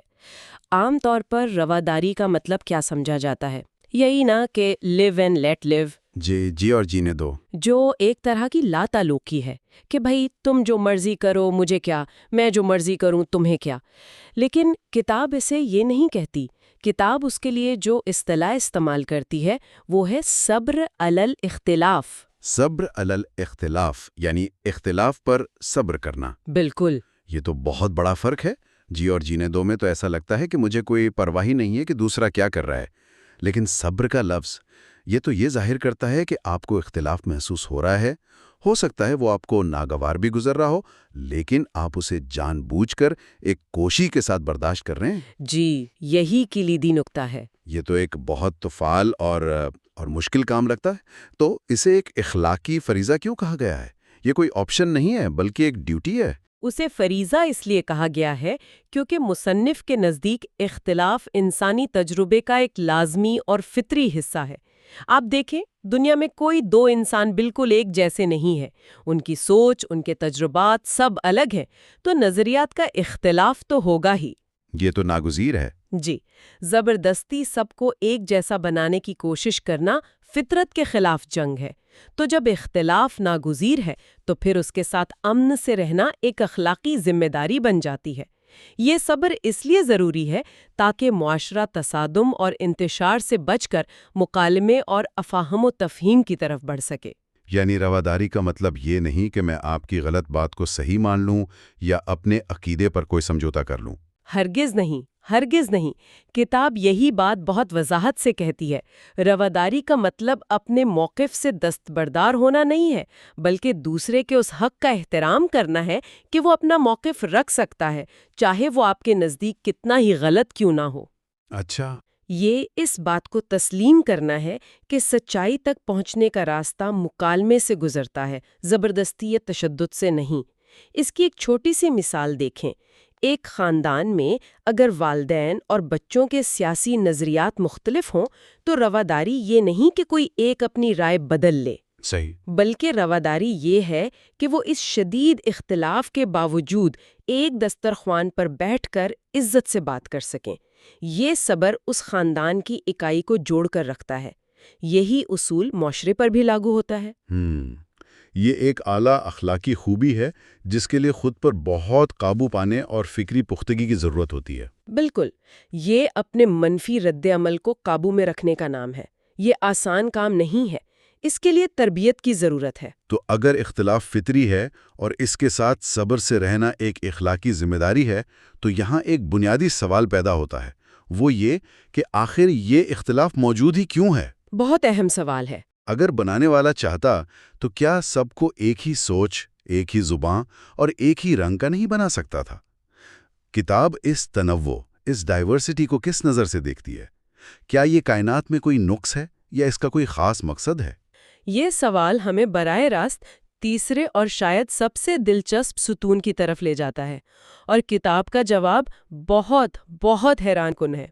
وہ کہتی ہے کہ انسانوں کے درمیان نسل، زبان، ثقافت اور نظریات کا یہ تنوع کوئی حادثہ یا کائنات کا کوئی نقص نہیں ہے. تو پھر کیا ہے؟ بلکہ یہ ایک سوچا سمجھا منصوبہ ہے. یہ خدا کی نشانیوں میں سے ایک نشانی ہے. خدا کی نشانی؟ جی، جیسے ایک باغ کی خوبصورتی ایک ہی طرح کے پھولوں سے نہیں ہوتی، بلکہ طرح طرح کے رنگوں، قسم قسم کی خوشبوؤں سے ہوتی ہے، ویسے ہی انسانیت کا اصل حسن بھی اس کی رنگا رنگی میں پوشیدہ ہے. یہ بہت خوبصورت تشبیہ ہے، لیکن کتاب یہاں ایک اور بہت وزنی لفظ استعمال کرتی ہے. وہ اس تنوع کو ایک آزمائش یا امتحان قرار دیتی ہے. یہ سننے میں تھوڑا عجیب لگتا ہے. اس کا کیا مطلب ہے کہ کوئی شخص جو مجھ سے مختلف ہے وہ میرے لیے ایک امتحان ہے؟ یہ تو تھوڑا منفی تاثر دیتا ہے نا؟ یہاں سمجھنے کی بات یہ ہے کہ امتحان وہ دوسرا شخص نہیں ہے، بلکہ اس شخص کی موجودگی پر ہمارا اپنا رد عمل ہے. اچھا، ہمارا رد عمل؟ جی، دوسرا انسان جو ہم سے مختلف ہے، اس کا وجود ہمارے اخلاقی کردار کے لیے ایک چیلنج ہے، ایک آئینہ ہے. کتاب یہ سوال اٹھاتی ہے کہ ہم کسی ایسے شخص کے ساتھ کیسا سلوک کرتے ہیں جو ہماری طرح نہیں سوچتا، ہماری طرح نہیں دکھتا یا ہماری طرح زندگی نہیں گزارتا. کیا ہم اسے حقارت سے دیکھتے ہیں؟ کیا ہم اس سے خوف کھاتے ہیں یا اسے اپنے سے کمتر سمجھتے ہیں؟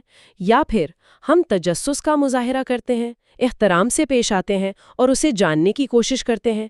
یہی ہماری انسانیت کا اصل امتحان ہے. اور کتاب میں اس حوالے سے کوئی خاص حوالہ ہے؟ جی، کتاب میں ذکر ہے کہ خدا نے مختلف قوموں اور قبیلوں کو آپس میں لڑنے کے لیے نہیں بنایا، بلکہ تعارف کے لیے بنایا ہے، یعنی ایک دوسرے کو پہچاننے کے لیے، ایک دوسرے سے سیکھنے کے لیے.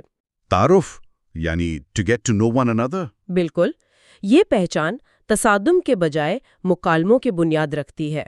تو گویا یہ تینوں ستون ایک زنجیر کی کڑیوں کی طرح آپس میں جڑے ہوئے ہیں؟ جی بالکل. پہلے فکری آزادی آتی ہے جو ہمیں مختلف ہونے کا حق دیتی ہے، پھر یہ تنوع اس اختلاف کو ایک ٹھوس حقیقت بنا دیتا ہے جو ہمارے سامنے کھڑی ہے، اور آخر میں رواداری ہمیں اس حقیقت کے ساتھ پرامن طریقے سے جینے کا سلیقہ سکھاتی ہے. آپ نے بالکل صحیح خلاصہ کیا ہے. اور یہ سب مل کر ہی دین انسانیت کا وہ عملی ڈھانچہ بناتے ہیں جس کی بات یہ کتاب کر رہی ہے. یقیناً. اور آپ دیکھیں تو اس پورے فلسفے کی بنیاد صرف ایک چیز پر ہے: انسانی وقار کا احترام، ہیومن ڈگنیٹی. جی، جب آپ یہ مان لیتے ہیں کہ ہر انسان، چاہے وہ کسی بھی پس منظر سے ہو، کسی بھی عقیدے کا ہو، وہ عزت کے لائق ہے، تو پھر یہ تینوں اصول خود بخود سمجھ میں آنے لگتے ہیں. یہ اسی ایک بنیادی اصول کا عملی اطلاق ہے. یعنی جب انسان تنوع کو ایک خطرے کے بجائے ایک موقع کے طور پر دیکھنا شروع کر دے. بالکل، ایک خدائی نشانی اور اپنی اخلاقی تربیت کے ایک موقع کے طور پر، تو اس کا پورا نقطہ نظر ہی بدل جاتا ہے. وہ تصادم اور نفرت کی ذہنیت سے نکل کر تعریف، سیکھنے اور ایک دوسرے کو قبول کرنے کے عمل میں داخل ہو جاتا ہے. یہی وہ ذہنی تبدیلی ہے جو ایک پرامن معاشرے کی بنیاد رکھتی ہے. چلیں تو آج کی اس گہری بات چیت سے اگر ہم 3 سب سے بڑی، سب سے اہم چیزیں نکالنی ہوں تو وہ کیا ہوں گی ایک خلاصے کے طور پر؟ میرے خیال میں پہلی اور سب سے بنیادی بات یہ ہے کہ حقیقی آزادی اخلاقی جواب دہی کے ساتھ فکری خود مختاری کا نام ہے. یہ کوئی لائسنس نہیں ہے، یہ ایک ذمہ داری ہے. صحیح، ذمہ دارانہ آزادی. دوسری یہ کہ رواداری کمزوری یا لا تعلقی نہیں، بلکہ اختلاف رائے کو صبر سے برداشت کرنے کی ایک فعال اخلاقی قوت ہے، ایک ڈیلیبریٹ چوائس ہے۔ ایک شعوری انتخاب۔ جی، اور تیسری اور سب سے اہم بات یہ کہ انسانی تنوع کوئی مسئلہ نہیں جسے حل کیا جائے، بلکہ یہ تخلیق کا ایک بامقصد حصہ ہے، ایک خوبصورتی ہے اور ہماری انسانیت کے لیے ایک آزمائش ہے۔ بالکل، اور یہ گفتگو ایک بہت ہی اہم سوال پر آ کر ختم ہوتی ہے۔ اگر یہ تین اصول اتنے ہی بنیادی اور ضروری ہیں تو ایک عام انسان، میں اور آپ، اپنے اندر یہ صلاحیتیں کیسے پیدا کریں؟ یہ سب سے اہم سوال ہے۔ یعنی ذمہ داری کے ساتھ سوچنے کی آزادی، اختلاف پر صبر کرنے کی ہمت اور تنوع کو کھلے دل سے قبول کرنے کی اہلیت۔ یہ چیزیں آتی کہاں سے ہیں؟ ظاہر ہے اس کے لیے ایک خاص قسم کی سوچ اور سمجھ کی ضرورت ہے۔ یہ خود بخود تو نہیں آ جاتی۔ یقیناً، اور کتاب اس کا راستہ بھی بتاتی ہے۔ وہ ان ذرائع کی نشاندہی کرتی ہے جن کے ذریعے انسان اس اعلیٰ فہم تک پہنچ سکتا ہے اور ان خوبیوں کو اپنے اندر پیدا کر سکتا ہے، اور وہی ہمارے اگلے پڑاؤ کا موضوع ہے۔ اس سلسلے کے اگلے حصے میں ہم اسی فہم کو حاصل کرنے کے ذرائع پر بات کریں گے جن کا ذکر کتاب میں کیا گیا ہے، یعنی عقل، فہم اور علم، انشاءاللہ۔ لیکن جاتے جاتے سننے والوں کے لیے ایک سوچ چھوڑے جاتے ہیں۔ کتاب کا نچوڑ یہ ہے کہ اصل چیلنج لوگوں کا ہم سے مختلف ہونا نہیں، بلکہ اس اختلاف پر ہمارا فوری پہلا رد عمل ہے۔ جی، وہ انسٹنکٹ ری ایکشن۔ بالکل۔ کبھی سوچئے گا کہ جب آپ کسی ایسی بات یا کسی ایسے شخص کا سامنا کرتے ہیں جو آپ کے نظریات سے، آپ کی سوچ سے ٹکراتا ہے، تو آپ کا پہلا رد عمل غصے اور دفاع کا کیوں ہوتا ہے؟ اس ابتدائی رد عمل کو، اس دشمنی کے جذبے کو تجسس میں تبدیل کرنے کے لیے ہمیں اپنے اندر کیا تبدیل کرنا ہوگا؟ پچھلی نشستوں میں ہم نے فرد کی ذات، اس کے اخلاقی وجود اور روحانی سفر کی گہرائیوں پر بات کی تھی، لیکن آج ہم اس سے ایک بڑا قدم آگے بڑھ رہے ہیں۔ آج ہم ایک ایسے سوال سے نمٹ رہے ہیں جو شاید ہم سب کبھی نہ کبھی خود سے پوچھتے ہیں۔ ایک ایسی دنیا میں جو ڈیٹا سے، ڈگریوں سے اور فلک بوس عمارتوں سے بھری پڑی ہے، ایک اچھے اور مہذب انسان ہونے کا اصل مطلب کیا ہے؟ یہ سوال آج کے دور میں شاید سب سے زیادہ اہم ہے۔ بالکل، اور ہمارے ذرائع یعنی یہ کتاب اس پر ایک بالکل غیر متوقع اور روایتی سوچ کو چیلنج کرنے والا نظریہ پیش کرتی ہے۔ اس سلسلے کے 5ویں حصے میں ہم 3 بڑے اور طاقتور تصورات پر بات کریں گے جنہوں نے انسانی تاریخ کا رخ موڑا ہے: عقل، علم اور تہذیب۔ اور سچ کہوں تو اس کتاب کا ان تینوں کے بارے میں جو نظریہ ہے وہ ہمارے آج کے خیالات سے بہت بہت مختلف ہے۔ تو آئیے اس فکری سفر کو آگے بڑھاتے ہیں۔ جی ضرور۔ شروعات کرتے ہیں عقل سے۔ عام طور پر ہمارے ذہنوں میں ایک خاکہ بنا ہوا ہے کہ عقل اور ایمان 2 الگ الگ بلکہ ایک دوسرے سے متصادم راستے ہیں۔ ایک سوال کرتا ہے، دوسرا تسلیم کرتا ہے۔ لیکن یہ کتاب اس پوری تصویر کو الٹ دیتی ہے۔ اس کا کہنا ہے کہ عقل ایمان کی دشمن نہیں بلکہ اس کی سب سے گہری دوست اور معاون ہے۔ واہ، یہ تو بہت بڑا دعویٰ ہے۔ اس تعلق کو کیسے بیان کیا گیا ہے؟ یہ واقعی ایک انقلابی نکتہ ہے، اور کتاب اس کی بنیاد بہت گہرائی میں جا کر رکھتی ہے۔ دیکھیں، کتاب عقل کو کسی انسانی ایجاد کے طور پر نہیں دیکھتی، بلکہ اسے ایک خدائی تحفہ، ایک الہامی صلاحیت قرار دیتی ہے۔ یہ کوئی ایسی چیز نہیں جو وحی کے مقابلے میں کھڑی ہو، بلکہ یہ وہ بہترین آلہ ہے، وہ ٹول ہے جس کے ذریعے انسان وحی کی سچائی اور اس کی گہرائی کو سمجھتا ہے۔ اچھا، یعنی ایک ٹول ہے۔ جی بالکل، یہاں نقطہ اندھی تقلید کا نہیں بلکہ ایک جانی پہچانی، پرکھی ہوئی اور دل سے مانی ہوئی معرفت کا ہے۔ کتاب کا استدلال یہ ہے کہ معلومات تو ہر طرف بکھری پڑی ہیں، لیکن عقل وہ کاریگر ہے جو اس خام مال کو استعمال کر کے معرفت یعنی حقیقی سمجھ بوجھ کی شکل دیتی ہے۔ یہ بہت دلچسپ ہے۔ یعنی عقل کا کام صرف منطق اور دلیلیں دینا نہیں، جیسا کہ ہم عام طور پر سمجھتے ہیں۔ آپ نے کاریگر کی مثال دی، یہ بہت خوب ہے۔ تو اس کا مطلب ہے کہ عقل کا کردار صرف حساب کتاب کرنے والی مشین جیسا نہیں، ماخذ میں عقل کے فکری کردار کی بات کی گئی ہے۔ اس سے کیا مراد ہے؟ بالکل، یہ ایک بہترین تشبیہ ہے۔ عقل محض ایک کیلکولیٹر نہیں ہے، اس کا فکری کردار یہ ہے کہ وہ انسان کو غور و فکر پر اکساتی ہے۔ یہ ہمیں کہتی ہے کہ رکو، سوچو، کائنات میں پھیلی نشانیوں کو دیکھو، اپنی ذات کے اندر جھانکو۔ یہ ایک ایسا عمل ہے جو ہمیں چیزوں کی اوپری سطح سے اٹھا کر ان کی حقیقت کی گہرائی میں لے جاتا ہے۔ تو یہ ایک طرح کا اندرونی سفر ہے۔ جی، ایک فکری اور روحانی سفر۔ جب کوئی شخص اپنی عقل سلیم یعنی صحت مند اور تعصب سے پاک عقل استعمال کرتا ہے تو وہ الہامی رہنمائی کو اپنے اندر کی آواز اپنی فطرت کے مطابق پاتا ہے۔ تب اس کا ایمان محض خاندانی وراثت یا معاشرتی روایت نہیں رہتا، بلکہ اس کا ذاتی، شعوری اور گہرا تجربہ بن جاتا ہے۔ لیکن یہاں ایک الجھن پیدا ہوتی ہے۔ عام طور پر تو یہی سمجھا جاتا ہے کہ جو شخص زیادہ سوال کرتا ہے، زیادہ عقل استعمال کرتا ہے، وہ شکوک و شبہات میں پڑ جاتا ہے۔ تاریخ میں بھی ایسی مثالیں ہیں کہ فلسفیوں نے عقل کی بنیاد پر ہی مذہبی عقائد کو چیلنج کیا۔ تو کیا عقل ہمیں یقین کے بجائے شک کی طرف نہیں لے جاتی؟ یہ ایک عام غلط فہمی ہے اور کتاب اس کی بہت خوبصورتی سے نفی کرتی ہے۔ اس کے مطابق عقل کا صحیح استعمال شک پیدا نہیں کرتا، بلکہ شک کو دور کرتا ہے۔ دیکھیں، شک دو طرح کا ہوتا ہے۔ ایک صحت مند شک ہے جو آپ کو سچ کی تلاش پر اکساتا ہے، اور دوسرا وہ منفی شک ہے جو صرف تخریب کاری کرتا ہے۔ کتاب صحت مند شک کی حوصلہ افزائی کرتی ہے۔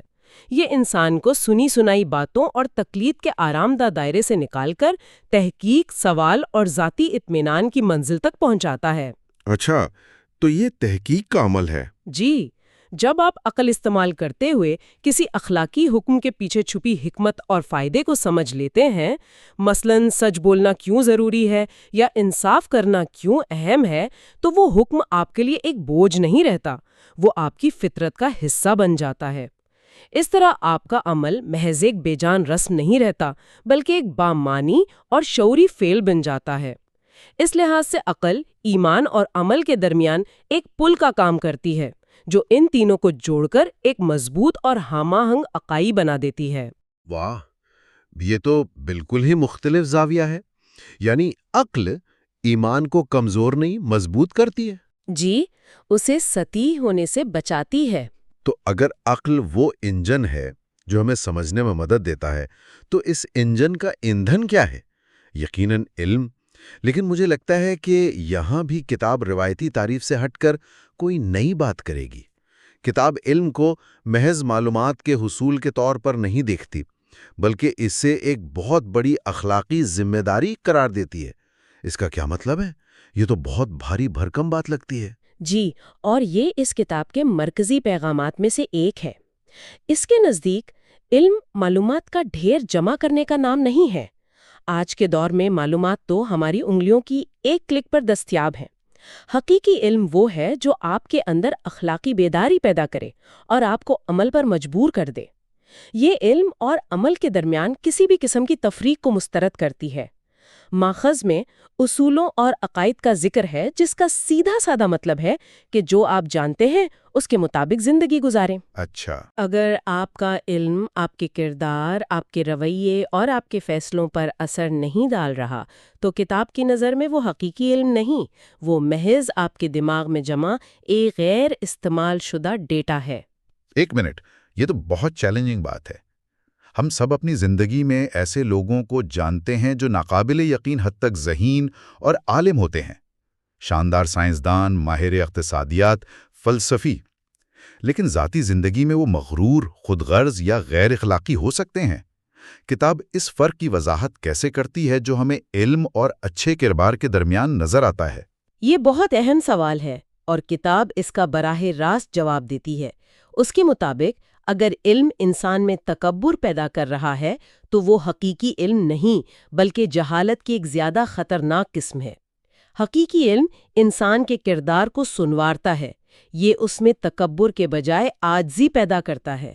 عاجزی؟ وہ کیسے؟ کیونکہ انسان جتنا زیادہ جانتا ہے اسے اپنی لا علمی کی وسعت کا اتنا ہی زیادہ احساس ہوتا ہے۔ سقراط کا مشہور قول ہے نا کہ میں صرف ایک بات جانتا ہوں، اور وہ یہ کہ میں کچھ نہیں جانتا۔ یہ وہی تصور ہے۔ حقیقی علم آپ کو اپنی حدود کا احساس دلاتا ہے۔ یہ اس کے اندر فکری دیانت پیدا کرتا ہے۔ فکری دیانت، اس کی تھوڑی وضاحت کریں۔ فکری دیانت کا مطلب ہے کہ آپ جو دعویٰ کریں اس کے لیے ثبوت فراہم کریں، اور اگر آپ غلط ثابت ہوں تو اپنی غلطی تسلیم کرنے کا حوصلہ رکھیں۔ کتاب کے مطابق علم کی 3 بڑی ذمہ داریاں ہیں۔ پہلی، اس پر خود عمل کرنا۔ دوسری، یہی فکری نظم و ضبط قائم رکھنا، یعنی اپنے نتائج کو جذبات یا تعصبات پر نہیں بلکہ ٹھوس شواہد پر قائم کرنا۔ اور تیسری، اور شاید سب سے اہم، اس علم کو حکمت اور ہمدردی کے ساتھ دوسروں تک پہنچانا، نہ کہ اپنی قابلیت کا روب جمانے کے لیے۔ یعنی میری یونیورسٹی کی ڈگری اس وقت تک بیکار ہے جب تک میں ایک بہتر انسان نہیں بنتا۔ یہ تو لاکھوں لوگوں کے لیے بری خبر ہے، لیکن اگر میں اسے ٹھیک سمجھ رہا ہوں تو کتاب ایک عالم کی تعریف اس کے پاس موجود معلومات سے نہیں بلکہ اس علم کے اس کی شخصیت پر پڑنے والے اثر سے کرتی ہے۔ علم ایک طاقتور گاڑی کی طرح ہے، لیکن اگر ڈرائیور ہی خراب ہو تو وہ تباہی مچائے گی۔ آپ نے بالکل صحیح سمجھا۔ گاڑی والی مثال بہترین ہے۔ دین انسانیت کے مطابق علم کا حتمی مقصد خدا کا خوف، یعنی اس کی عظمت کا احساس اور انسانیت کی بھلائی ہے۔ وہ علم جو انسان کو ایک بہتر، زیادہ ہمدرد اور زیادہ ذمہ دار فرد نہ بنائے، وہ روح کی غذا نہیں بلکہ ایک ذہنی بوجھ ہے۔ اصل مقصد چلتی پھرتی لغت بننا نہیں بلکہ ایک بہتر، زیادہ مکمل انسان بننا ہے۔ علم ایک روشنی ہے، اور روشنی کا مقصد صرف راستہ دیکھنا نہیں ہوتا بلکہ اس راستے پر ہمت اور دیانتداری سے چلنا بھی ہوتا ہے۔ بہت خوب، بہت خوب۔ تو ہم نے فرد کی سطح پر عقل اور علم کی بات کی۔ اب اس تصویر کو بڑا کرتے ہیں۔ یہ انفرادی تصورات ایک پورے معاشرے اور تہذیب کی تشکیل کیسے کرتے ہیں؟ کتاب عقل اور علم کے ان نظریات کو ایک مہذب معاشرے کے وسیع تر نظریے سے کیسے جوڑتی ہے؟ یہ اس گفتگو کا کلائمیکس ہے۔ کتاب تہذیب کی جدید مادی تعریف پر بہت گہری اور سخت تنقید کرتی ہے۔ اس کے مطابق حقیقی تہذیب کا پیمانہ اونچی عمارتیں، تیز رفتار ٹیکنالوجی، معاشی طاقت یا فوجی بڑھپری نہیں ہے۔ یہ سب ترقی کی علامات ہو سکتی ہیں، لیکن یہ تہذیب کی اصل روح نہیں ہے۔ اچھا۔ کتاب کا پیمانہ بالکل مختلف ہے۔ اس کے مطابق ایک تہذیب کی اصل پہچان اس کے افراد کی اخلاقی بلندی اور فکری پختگی ہے۔ یہ تو ترقی کے پورے تصور کو ہی چیلنج کر دیتا ہے۔ اس کا مطلب تو یہ ہوا کہ ایک معاشرہ ٹیکنیکی طور پر چاند پر پہنچ سکتا ہے، اس کے پاس جدید ترین ہتھیار ہو سکتے ہیں، اس کی معیشت دنیا بھر چھائی ہوئی ہو سکتی ہے، لیکن کتاب کے معیار پر وہ مکمل طور پر غیر مہذب بھی ہو سکتا ہے۔ جی بالکل، اور یہی اس کتاب کا سب سے طاقتور پیغام ہے۔ اگر کسی معاشرے میں مادی ترقی تو آسمان کو چھو رہی ہو، لیکن وہاں عدل و انصاف ناپید ہو، کمزوروں کے لیے رحم اور خدمت کا جذبہ نہ ہو، اختلاف رائے کو برداشت کرنے اور مکالمے کی فضا نہ ہو، تو کتاب اسے ایک مہذب معاشرہ ماننے سے انکار کر دیتی ہے۔ یعنی تہذیب کا مرکز انسان ہے، عمارتیں نہیں۔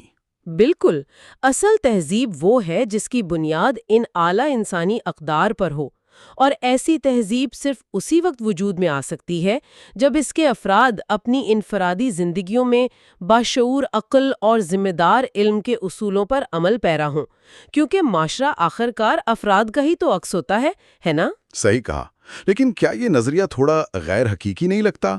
کیا کوئی یہ دلیل نہیں دے سکتا کہ مادی ترقی جیسے ہسپتال، صاف پانی کے نظام، انٹرنیٹ ہی وہ چیزیں ہیں جو ایک معاشرے کو زیادہ منصفانہ اور ہمدرد بننے کا موقع فراہم کرتی ہیں؟ کیا کتاب یہ کہہ رہی ہے کہ ہمیں مادی ترقی کو نظر انداز کر دینا چاہیے؟ نہیں، ہرگز نہیں۔ یہ ایک بہت ہی متوازن اور جامع نظریہ ہے۔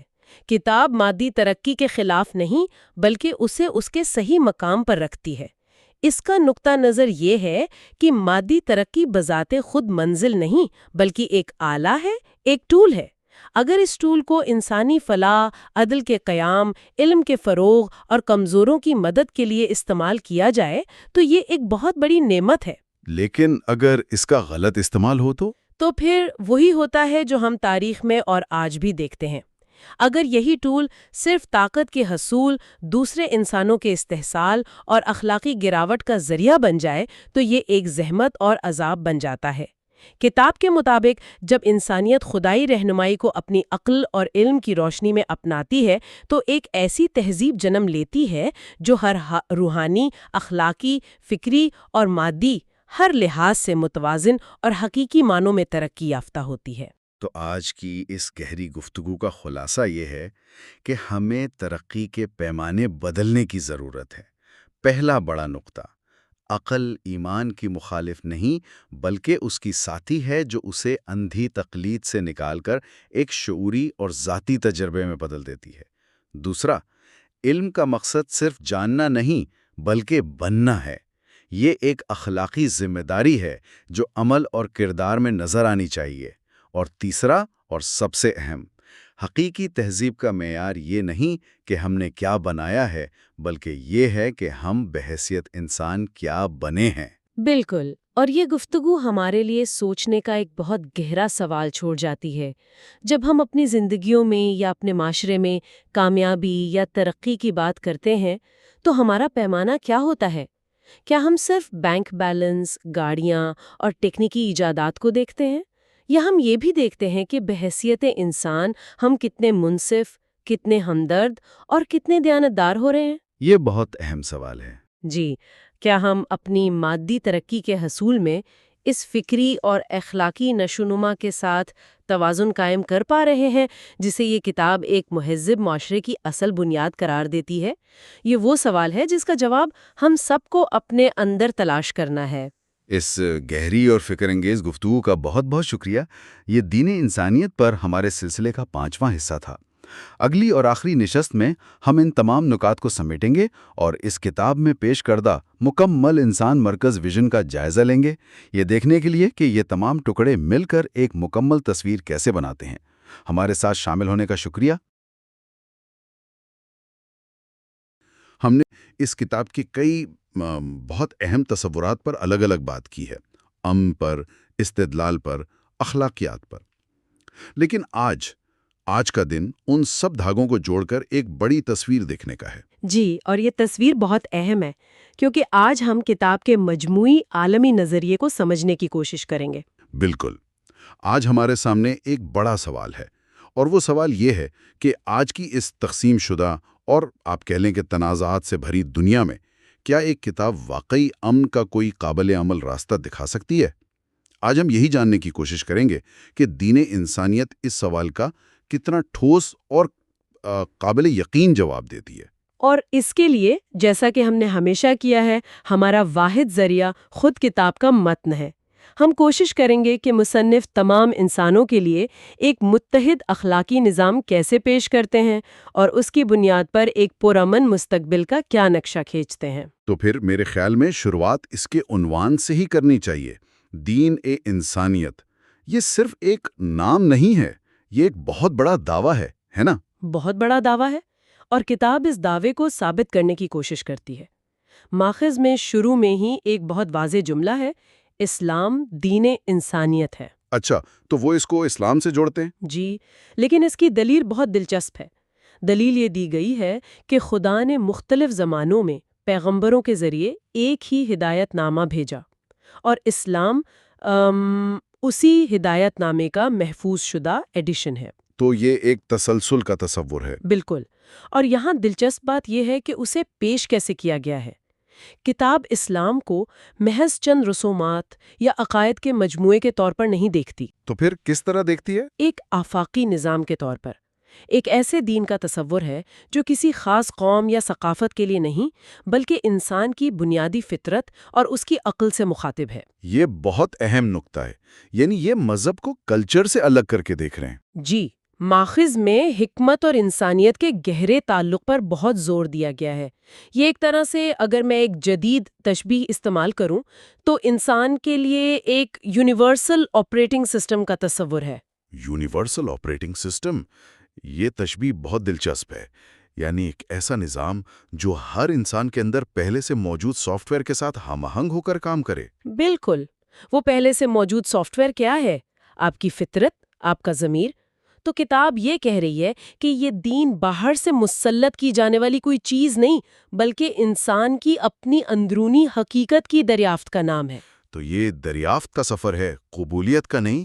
ایک لحاظ سے جی، اور یہی نقطہ اسے کسی مخصوص گروہ کے دین سے دین انسانیت بناتا ہے۔ کتاب کا استدلال یہ ہے کہ چونکہ یہ ہدایت نامہ انسان کے خالق کی طرف سے ہے، اس لیے یہ انسان کی نفسیات، اس کی سماجی ضروریات اور اس کی روحانی تلاش ان سب کا احاطہ کرتا ہے۔ یعنی یہ ایک مکمل پیکج ہے۔ جی ہاں، یہ کسی ایک پہلو پر نہیں بلکہ مکمل انسان پر توجہ دیتا ہے، اس کے باطن پر بھی اور اس کے ظاہر پر بھی۔ ٹھیک ہے، یہ بات تو سمجھ میں آتی ہے کہ دین سب کے لیے ہے، لیکن اگر یہ آپریٹنگ سسٹم سب کے لیے ہے تو اس کا اخلاقی نظام کیسا ہوگا؟ کیا وہ بھی اتنا ہی آفاقی ہے؟ یہیں سے کتاب کا عملی پہلو شروع ہوتا ہے، اور اس کی بنیاد کچھ اصطلاحات پر رکھی گئی ہیں، جیسے ضمیر، فطرت کا راستہ اور انسانیت کا راستہ۔ آئیے ان پر تھوڑی تفصیل سے بات کرتے ہیں۔ ضمیر سے شروع کرتے ہیں، اس کا کیا مطلب ہے یہاں؟ ضمیر کے باب میں مصنف ایک فطری اخلاقی قطب نما کا تصور پیش کرتے ہیں، یعنی ہر انسان کے اندر اس کی پرورش یا ثقافت سے قطع نظر صحیح اور غلط کی تمیز کا ایک اندرونی احساس موجود ہے۔ ایک اندرونی کمپاس کی طرح۔ بالکل، اس کی ایک بہت خوبصورت مثال کتاب میں دی گئی ہے۔ جب کسی نے اچھائی اور برائی کے بارے میں پوچھا تو جواب ملا، اپنے دل سے پوچھو۔ ایک منٹ، یہ اپنے دل سے پوچھو والی بات سننے میں تو بہت اچھی لگتی ہے، لیکن کیا یہ تھوڑی زیادہ سادہ نہیں؟ آج کی دنیا میں تو ہر شخص کا دل اسے ایک الگ ہی کہانی سناتا ہے۔ صحیح۔ اگر ہر کوئی صرف اپنے دل کی سنے گا تو اس سے تو معاشرے میں انتشار پھیل سکتا ہے۔ کیا کتاب اس پیچیدگی پر بات کرتی ہے؟ آپ نے بہت اہم سوال اٹھایا ہے، اور کتاب اس کا جواب دیتی ہے۔ وہ ضمیر کو فطرت کے تصور سے جوڑ کر اس کا جواب دیتی ہے۔ اچھا، وہ کیسے؟ یعنی ضمیر کوئی بے لگام جذبہ نہیں ہے، بلکہ انسان کی اس بنیادی فطرت کی آواز ہے جس پر اسے تخلیق کیا گیا ہے۔ یہ ایک اندرونی رہنما ہے جو آفاقی سچائیوں کی طرف اشارہ کرتا ہے، جیسے سچ بولنا اچھا ہے، جھوٹ بولنا برا ہے، ظلم برا ہے، انصاف اچھا ہے۔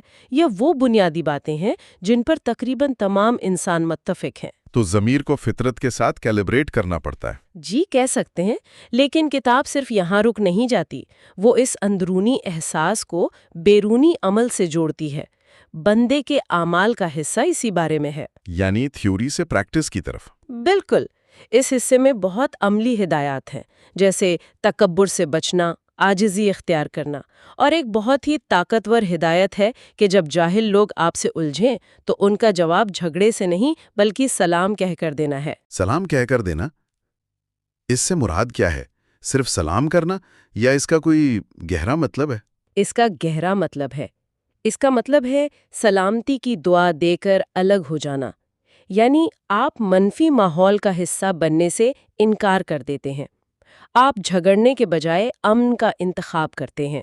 واو، یہ تو بہت اونچی درجے کی اخلاقیات ہے۔ جی، تو یہ صرف ایک نظریہ نہیں رہا، بلکہ روزمرہ زندگی میں دوسرے انسانوں کے ساتھ تعلقات نبھانے کا ایک عملی ضابطہ بن گیا۔ یہ آپ کے اندرونی اخلاقی احساس کو سماجی رویے میں بدلنے کا طریقہ ہے۔ اور یہ رویہ میرے خیال میں سب سے زیادہ کردار کے باب میں کھل کر سامنے آتا ہے۔ مجھے جو سب سے دلچسپ بات لگی وہ یہ تھی کہ مصنف کے نزدیک حقیقی کردار تنہائی کی عبادت میں نہیں بلکہ لوگوں کے ساتھ معاملات میں ظاہر ہوتا ہے۔ بالکل، کیونکہ تنہائی میں تو ہر کوئی اچھا ہو سکتا ہے۔ اصل امتحان تو تب ہوتا ہے جب آپ کا واسطہ دوسرے لوگوں سے پڑتا ہے، چاہے وہ خاندان ہوں، پڑوسی ہوں، یا یہاں تک کہ آپ کے دشمن۔ اصول یہ ہے کہ آپ کا عمل دوسرے کے عمل کا رد عمل نہیں ہونا چاہیے۔ یہی اس کی روح ہے۔ 11ویں باب میں اس کی ایک انتہائی طاقتور مثال دی گئی ہے۔ ایک شخص سے پوچھا جاتا ہے، اگر کوئی تمہارے ساتھ برا کرے تو کیا تم بھی اس کے ساتھ برا کرو گے؟ اور وہ کیا جواب دیتا ہے؟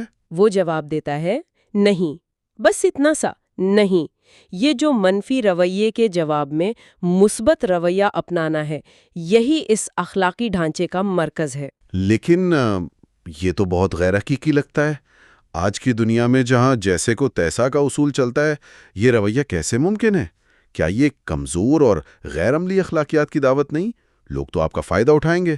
کتاب کے مطابق یہ کمزوری نہیں بلکہ اصل طاقت ہے، اور اس کی بنیاد ذاتی احتساب کے تصور پر ہے۔ ذاتی احتساب؟ جی، کتاب یہ واضح کرتی ہے کہ ہر شخص اپنے اعمال کا خود ذمہ دار ہے خدا کے سامنے۔ آپ اس لیے اچھا نہیں کرتے کہ دوسرا آپ کے ساتھ اچھا ہے، آپ اس لیے اچھا کرتے ہیں چونکہ یہی آپ کے ضمیر اور آپ کے دین کا تقاضا ہے۔ تو آپ کا اخلاقی معیار دوسرے کے رویے کا محتاج نہیں ہے؟ بالکل نہیں، یہ ذمہ داری معاشرے یا حالات سے ہٹا کر سیدھا فرد کے کندھوں پر ڈال دیتا ہے۔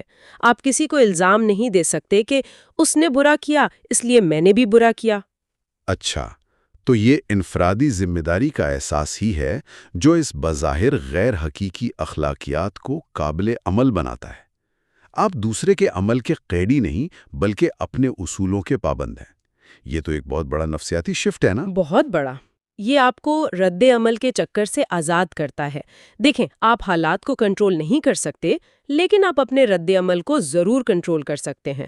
اور کتاب کا ویژن یہ ہے کہ جب افراد کی ایک بڑی تعداد اس اصول پر عمل کرنا شروع کر دے تو معاشرہ خود بخود تبدیل ہونا شروع ہو جاتا ہے۔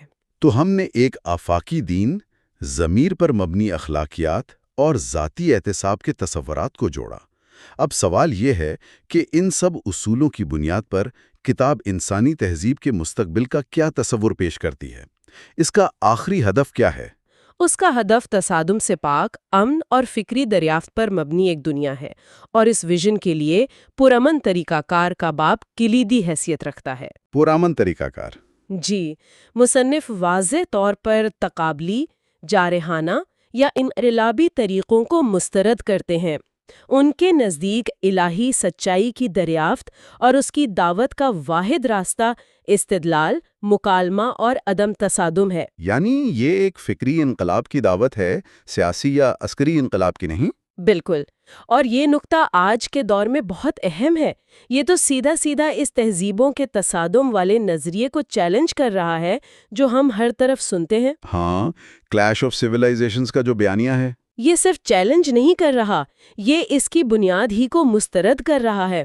کتاب کا کہنا ہے کہ اصل لڑائی تہذیبوں کے بیچ نہیں ہے، بلکہ ہر انسان کے اندر خیر اور شر کے بیچ ہے۔ تو تہذیبوں کے درمیان کیا ہونا چاہیے؟ مکالمہ۔ کتاب ایک ایسے مستقبل کا تصور پیش کرتی ہے جہاں اختلافات کو دشمنی کا نہیں بلکہ ایک دوسرے کو سمجھنے اور سیکھنے کا ذریعہ بنایا جائے، جہاں لوگ سچائی کی مشترکہ تلاش میں متحد ہوں۔ اور اس مشترکہ تلاش میں کامیابی کا پیمانہ بھی بدل جاتا ہے۔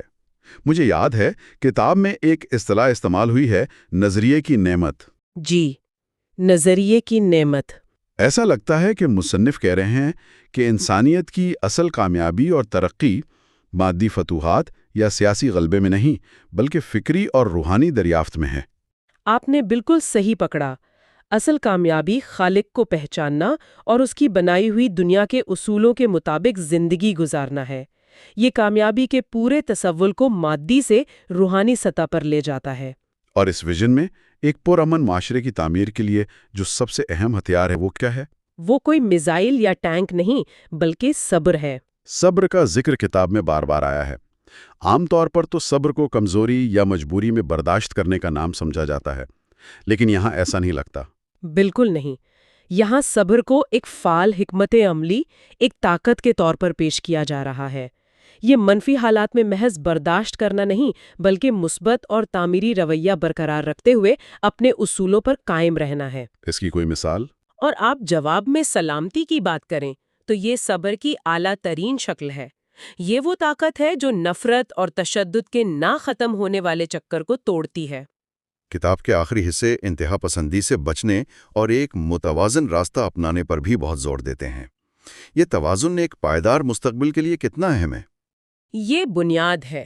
کتاب انقلابی اور جذباتی تبدیلیوں کے بجائے ایک مستحکم، بااصول اور بالتدریج ارتقاء کی بات کرتی ہے۔ یہ ایک ایسی تبدیلی ہے جو شور شرابے سے نہیں بلکہ خاموشی سے، فرد کے اندر سے شروع ہوتی ہے اور پھر پورے معاشرے میں پھیلتی ہے۔ جی، اور یہی اس کتاب کا آخری پیغام ہے۔ یہ عمل کی دعوت ہے۔ یعنی یہ کوئی خیالی جنت کا نقشہ نہیں ہے بلکہ ایک نچلی سطح سے اوپر کی طرف جانے والا یعنی باٹم اپ منصوبہ ہے۔ بالکل، مصنف یہ نہیں کہہ رہے ہیں کہ ریاست یا نظام بدلے گا تو لوگ بدلیں گے، بلکہ یہ کہہ رہے ہیں کہ جب افراد اپنے اندر تبدیلی لائیں گے تو ایک بہتر معاشرہ اور ریاست خود بخود وجود میں آ جائیں گے۔ تو ذمہ داری فرد پر ہے۔ جی ہاں، مصنف کا ویژن یہ ہے کہ انفرادی اخلاقی تبدیلیوں پر مبنی تہذیب ہی ایک پرامن اور خوشحال تہذیب ہو سکتی ہے۔ یہ ذمہ داری کسی ادارے پر نہیں بلکہ ہر ایک فرد پر ہے۔ تو اس سب کا کیا مطلب ہے؟ اس پوری گفتگو کا نچوڑ کیا ہے؟ ہم نے دین انسانیت کا یہ سفر اس کے عنوان سے شروع کیا اور دیکھا کہ یہ کتاب اسلام کو محض چند عقائد کے طور پر نہیں بلکہ پوری انسانیت کے لیے ایک مکمل انسان مرکز اخلاقی اور فکری نظام کے طور پر پیش کرتی ہے۔ اور اس کتاب کا حتمی ویژن بہت امید افزا ہے۔